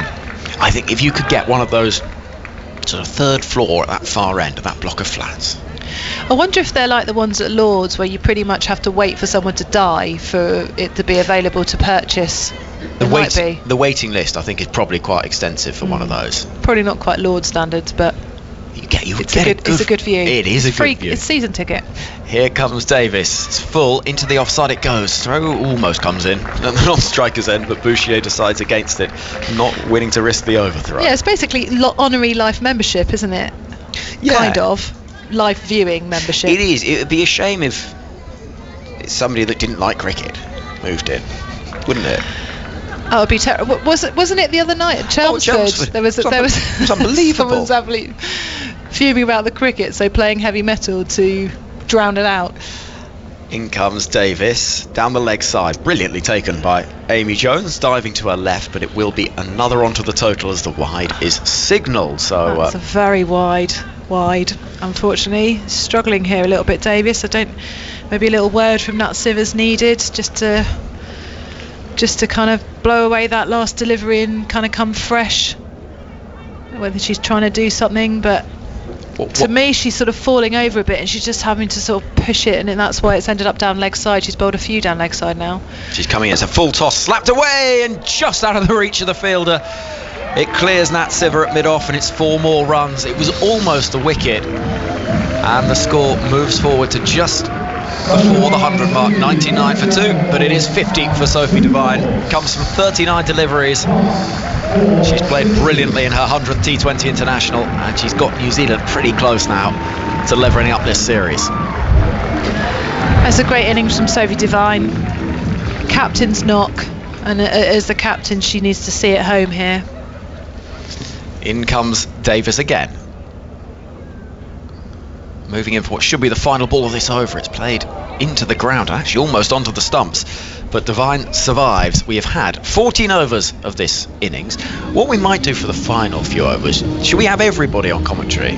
Should we have a party? Shall we? Let's get Georgia on as well. We'll get Georgia Ellis on alongside Rosalie Fairbairn. I'm going to get out of the way after the next over, and Emily Wins will be with us. And we'll also have contributions from our correspondent in the Northwest, Alex Hartley. And apparently the person at Chelmsford, she has an update, who was playing the heavy metal during the T20, saying he was annoyed because his view of the cricket was blocked by the scaffolding that was put up at that end of the ground for the TV gantry. So actually, he didn't not like the cricket. He loved the cricket. What a joyous story. Strange protest. Heavy metal protest. Well, that's apparently... I'm very glad in some ways that wasn't caught, that shot to mid-off, because Hartley would have been banging on about the 33% of full tosses bring wickets. Is this a genuine stat that does the round in the England team? Oh, 100%. Oh, no. Tell you what, when I was bowling, it was about 66%. No, don't. So when sort of your analysis meetings, you'll have coaches... Oh, I like that stat, that's good. 33% of full tosses bring wickets. Absolute rubbish. Farron moving in, start of a new over. It's played elegantly as far as Eccleston at long off for a single, and the New Zealand 100 is up. 100 for 2 at the start of the 15th over. Just a further 28 runs required for victory. So this is actually discussed. Well, I wouldn't go as far as to say we'd say bowl a full toss in the bowlers' meetings, but we certainly in the batters' meetings say make sure you know where you're going to hit the full toss, because they do very, very often get caught by those fielders in the deep. Farron coming in to bowl to Devine. This is in the air, could be a chance of a catch. Villiers running in, takes a brilliant catch. Diving forward from long on. Horizontal as she took it. And that could be a huge moment in this game. Devine goes for 50. New Zealand find themselves at 100 for 3. There's still work to do for them, and England have that breakthrough. What a catch. What a catch. Probably not the best ball from Tash Farron. She's banged it in short, but Maddie Villiers has made up some serious ground there. Put a bit of sugar on it with a nice dive, but she'll be proud of that one. She's a brilliant fielder. We saw it with the run out early in the innings, and could she have just given England a little bit of something here towards the end? We got a great view of that, didn't we, from our commentary position down here at the sea end. We pretty much right behind Villiers, and I think that for me is where Devine is probably a bit different to a lot of other batters. She saw a short ball and she thought, right, I'm hitting that for 6, and she just didn't quite get hold of it. A lot of other players wouldn't necessarily have the mindset to try to hit it for 6 over long on, but that's where Sophie Devine is. She knows she is strong and she can do that, but she just didn't quite get hold of it. So that's a big moment for England. Nice moment down below us, as well as some supporters sitting outside in front of those tents. I saw one of them standing up and applauding and saying brilliant catch, and Maddie Villiers looked a little bashful as she just said thank you very much, but it really was sensational. You'll be able to see that on the red button highlights from 10:30 this evening, and also it'll be on the live text commentary very soon for you to enjoy and watch back at your leisure. Here comes Tash Farron bowling to green, batters having crossed, dot ball, and every dot ball now is going to build this pressure and is going to make the task for New Zealand. They're well up with the rate. They should win this game, but you just never know what pressure will do in a circumstance like this. Farron turns at the end of her mark. This easy, languid approach round the wicket, slower ball, hit into the ground and hit away for 4. Lovely piece of timing, that'll help. Any pressure that may have been building after that wicket is just eased by a crisp push away through the offside. Yeah, I think England obviously would have preferred to be bowling to the new batter, Brooke Halliday, but as they've crossed in the air, Maddie Green's been on strike and obviously been in for a few balls now, so it can soak up that pressure. She's on 19 from 16, playing the ball back past Farrand. There's work to do for Villiers down in front of her. She picks up and prevents the second run, so the score remains within England's, not control, but area of, I suppose, hope that they can turn this around. 105 for 3, so only 23 required for the victory from just over 5 overs. The required rate stands at 4.5 as a long conference between Farrand and that Siver, almost looking like a pair of plane spotters, the way they're pointing in the sky and all over the shop, as if they might be sort of by a fence near Heathrow. Yeah, that's it. Make sure you look like you know what you're doing by using those arm signals. Fielders running around everywhere. It's chaos. Here we are, let into a secret. Tricks of the trade. As we suddenly see 8 slips. Oh. Here comes Tash Farrand. And final ball of the 15th over. She's bowling over the wicket, and a dot ball is cramped for room is Brooke Halliday. First ball that she's faced is played into the onside. And England looking to try and fight back in this game. 23 runs required from the final 5 overs, but the big wicket of Sophie Devine has fallen. Some thoughts from you, Rosalie, and then I'm getting out the way to let Emily Windsor see us home. Yeah, that was a big over, that one, for England and for New Zealand, losing their captain. And I think for England here, they've got to try and starve Maddie Green of the strike, and try and bowl as many balls to Halliday as possible, because Brooke Halliday is relatively inexperienced here. She's only played 6 T20 internationals, so England have got to do what they can to squeeze the field, bring the field in, and try and put the pressure on Maddie Green. Interesting move then. Maddie Villiers coming into the attack, the off spinner, just taking a specky, being called on by her captain to bowl. So Green will face. She's on 20 off 17, played nicely so far. Mid wicket, extra cover in place, hunting for that dot ball as Villiers bowls, and that swung away up to long on for a single. Green moves to 21, 106 for 3. As I've got both of you here, where's your money lie? Don't wait for the other one to say. I think you'd probably rather be in New Zealand's camp here. They've got wickets in hand, they need less than a run a ball, but cricket's a funny game, and pressure can do funny things to you, and if England can create a little bit here, I wouldn't write them off. I think my money's on England, which is controversial because of exactly what you said, Georgia, but I think that they're going to try and really squeeze pressure on this new batter, Brooke Halliday. Villiers in, Halliday cuts that out to the cover sweeper, the left-hander. Will just be a single. Tell you what, Georgia, if I've ever heard an answer that's sitting on a fence, that was definitely it, wasn't it? I can't go against my England girls, can I? No, I think the situation that you're in, you would definitely rather be New Zealand here. Villiers into Green, advances, that's hit back to her, caught and bowled, she's taken another specky, diving to her right, Green gone now, 21 off 18 deliveries, 107 for 4, and the crowd are up and about. The crowd love that. Yeah, I think that might change my opinion now. I think the set batter Maddie Green is out. We've got 2 new batters at the crease, still under a run of ball for New Zealand, but how can this middle order cope with the pressure? Yeah, well, England are back in it. They're there to the end. As Villiers can't keep her out of the game. She's got a run out of Susie Bates. She took the big catch of the Sophie Devine wicket, and now she's come on and got a caught and bowled. She just loves being in the action, doesn't she? She wants to be the one who turns the game around to do something, which is great. That's exactly what you want. You know, that's a captain's dream, having a player like that. And I know, you know, New Zealand don't have many to get, but I think pressure does funny things, and I think particularly, you know, a side who haven't had much cricket, it's a tougher ask of a side who've not been playing cricket compared to England. These players have have been playing all summer and have had lots of high pressure situations that they've had success in. So the incoming batter is the wicketkeeper Katie Martin.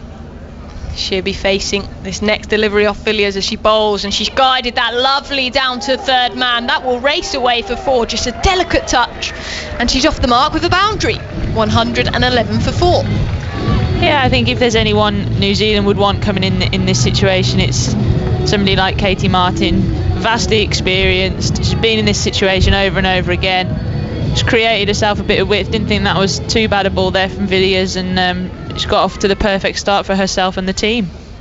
Coming round the wicket, 17 needed of 26 balls. New Zealand still in the driving seat as Villiers bowls, and that's turned into the offside. They come through for a quick single. Great running. Freya Davies can't do anything about that. 1-1-2 for 4. 16 needed.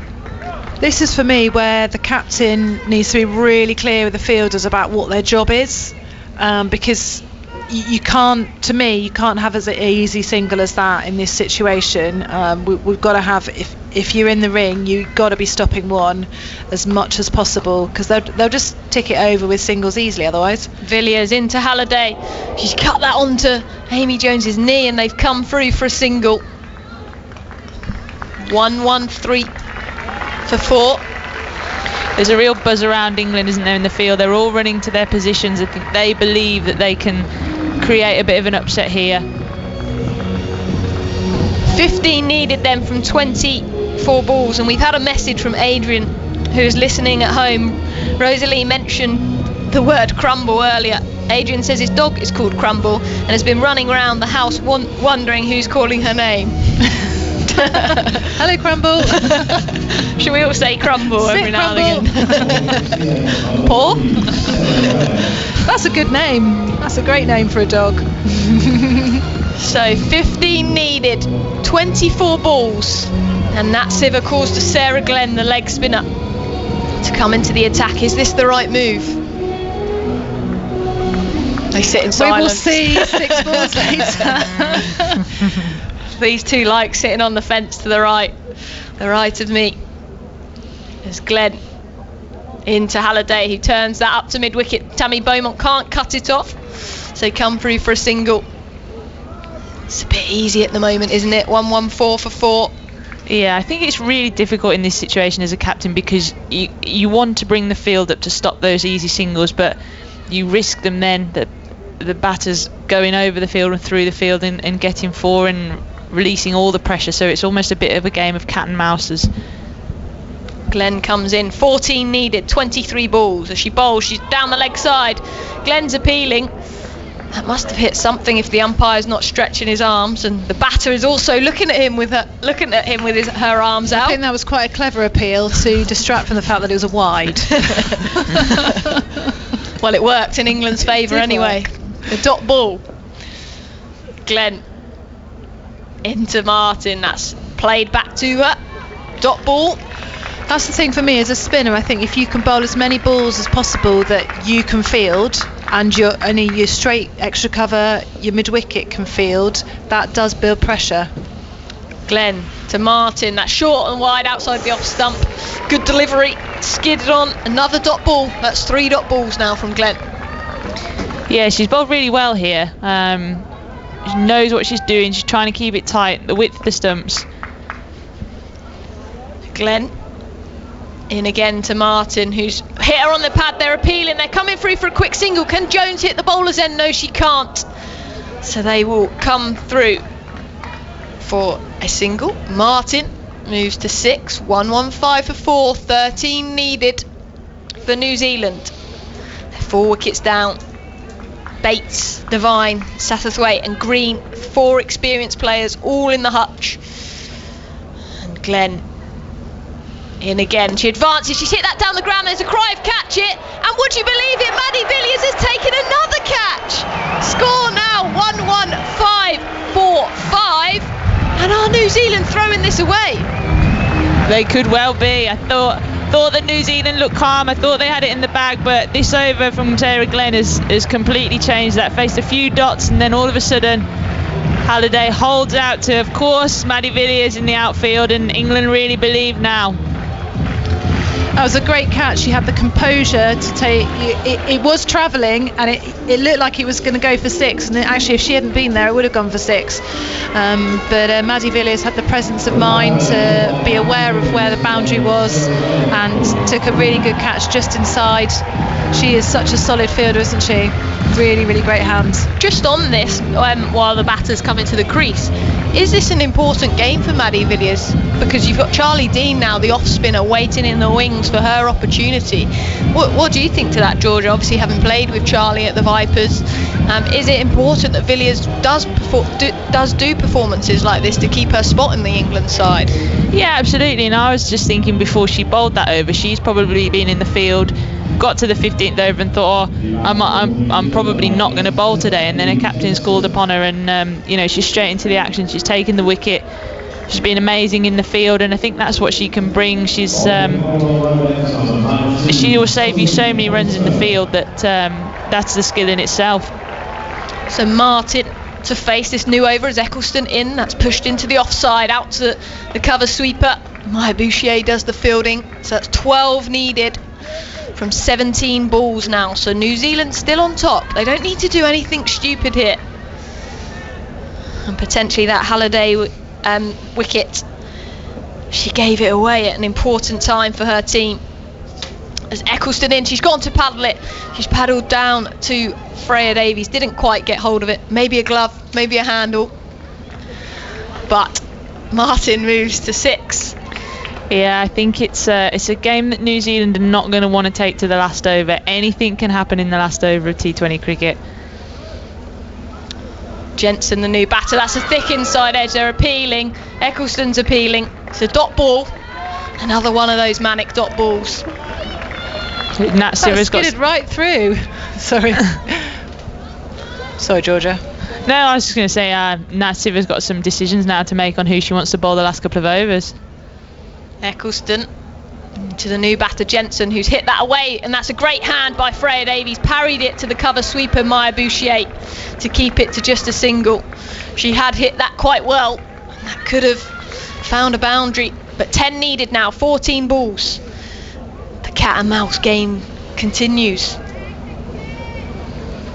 If Eccleston can pick a wicket here, England will really believe. As Eccleston in again, she's bowled and that's turned into the leg side. Wyatt at deep mid wicket will do the fielding. 9 required of 13 balls. That gap's just getting closer and closer, isn't it? Yeah, I think if England can squeeze a couple of dot balls here, that'll make all the difference. The young but experienced Eccleston in, and that's pushed to point. They come through for a quick single again. That's great batting from Jensen, perhaps too easy.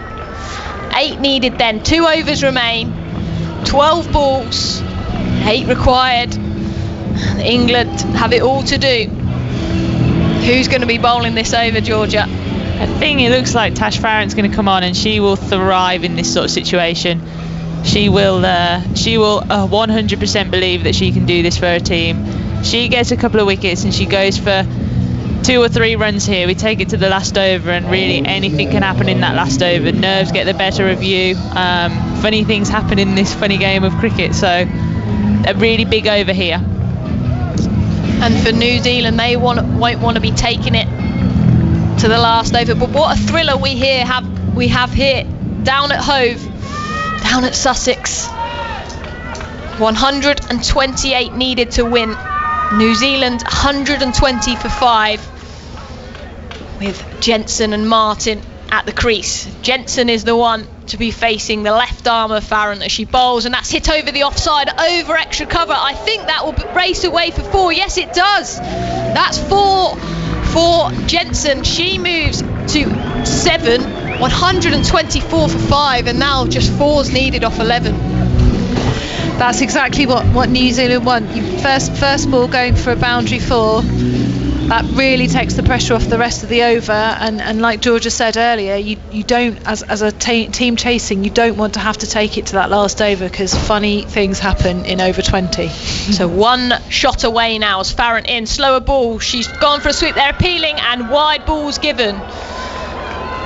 Their skipper, Nat Siver, Tash Farrant and Amy Jones go up for the review. They have to at this stage, don't they? It was a very good take, and actually looking at the replay, there could possibly have been some sort of deflection because of the way that it went even further down leg side than it started off, but whether or not it hit the seam or something and did something funny. They're very confident, weren't they, though? Nat Siver went charging in. She certainly thought it hit something. Is it too little too late, though? We're just waiting to watch that replay. I have to get the snicko. Glove? It's hard to tell. It's an excellent take by Amy Jones. She's so good behind the stumps. If you see, she's gone almost to the line, the wide marker lines. She's almost gone to there to take the ball when she's standing up to a seamer. That's incredible skill from a wicketkeeper. There seems to be a flat line going through, or has it hit the glove? It has! And the crowd. Tiny little feather on the glove by the look of things. So that will be Jensen dismissed for 7 of 5 deliveries. 124 for 6. Is it too little too late though? 4 still needed, but 10 balls to get them. But it does bring a new batter to the crease. And the wickets here are what England need. As the flames go up, as the umpire confirms the wicket on the big screen. Yeah, and I think very importantly for England, saves them the run.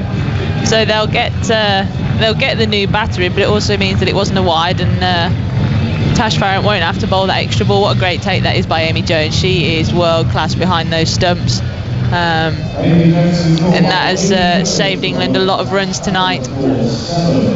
She certainly is. And Sarah Taylor, the person who had the gloves before her, is in the crowd today. 2 top class wicket keepers, those 2. Really top class, aren't they? And do you know what, there are some fantastic keepers elsewhere around the country. Ellie Freckold, I was very impressed with her in the 100. Carla Rudd down at the Vipers. There's just a lot of keeping talent in this country. I'm sure it makes a difference that you have such inspiration in Sarah Taylor for so many years, performing so brilliantly in the women's game. You know, that's going to inspire keepers or to girls to start keeping, and players who are already keeping to keep going and work really hard at their game to try and reach that absolute pinnacle of their skill. So Tamsin Newton to the crease. Very tight field on the offside as Farrant comes in. Shorter delivery, that will be a wide down the leg side. Jones does well to get a hand to it. They come through for a single, so that will be 2 to the score, which means New Zealand now just need 2 off 9 balls. 2 off 10 balls, sorry. Yeah, I think Tash Farrant was just trying to cramp Tamsin Newton up for room here. She's got the whole of the offside up. She doesn't want to give her any width, and she's just got her line wrong there. And even worse, they've taken a single from it as well. So England are 1-0 up in the series currently, but just 2 balls remain of this second T20. Just 10 balls remain, 2 runs needed. There's Farrant in, and that's down the leg side again, will be another wide, and they run through for a single, and New Zealand have won the second T20, and that is the game. What a way to finish. But a shame to finish in that way. It certainly is, but New Zealand win, and I think rightly so. They were impressive in the field, just restricting England to 127, and they've chased it down quite comfortably in the end. Yeah, I think England will look at this as a game of an opportunity they've missed. They weren't at their best with the bat. They had a stuttering innings, lost too many wickets up front, and I don't think ever really recovered from that.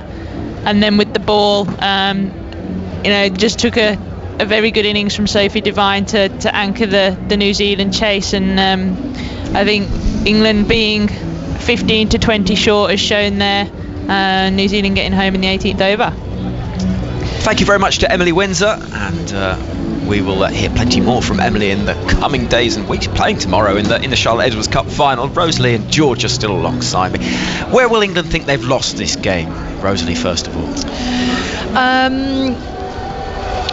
Well, just reflecting on the bowling, because that's what England have just done. To me, there were too many extras. I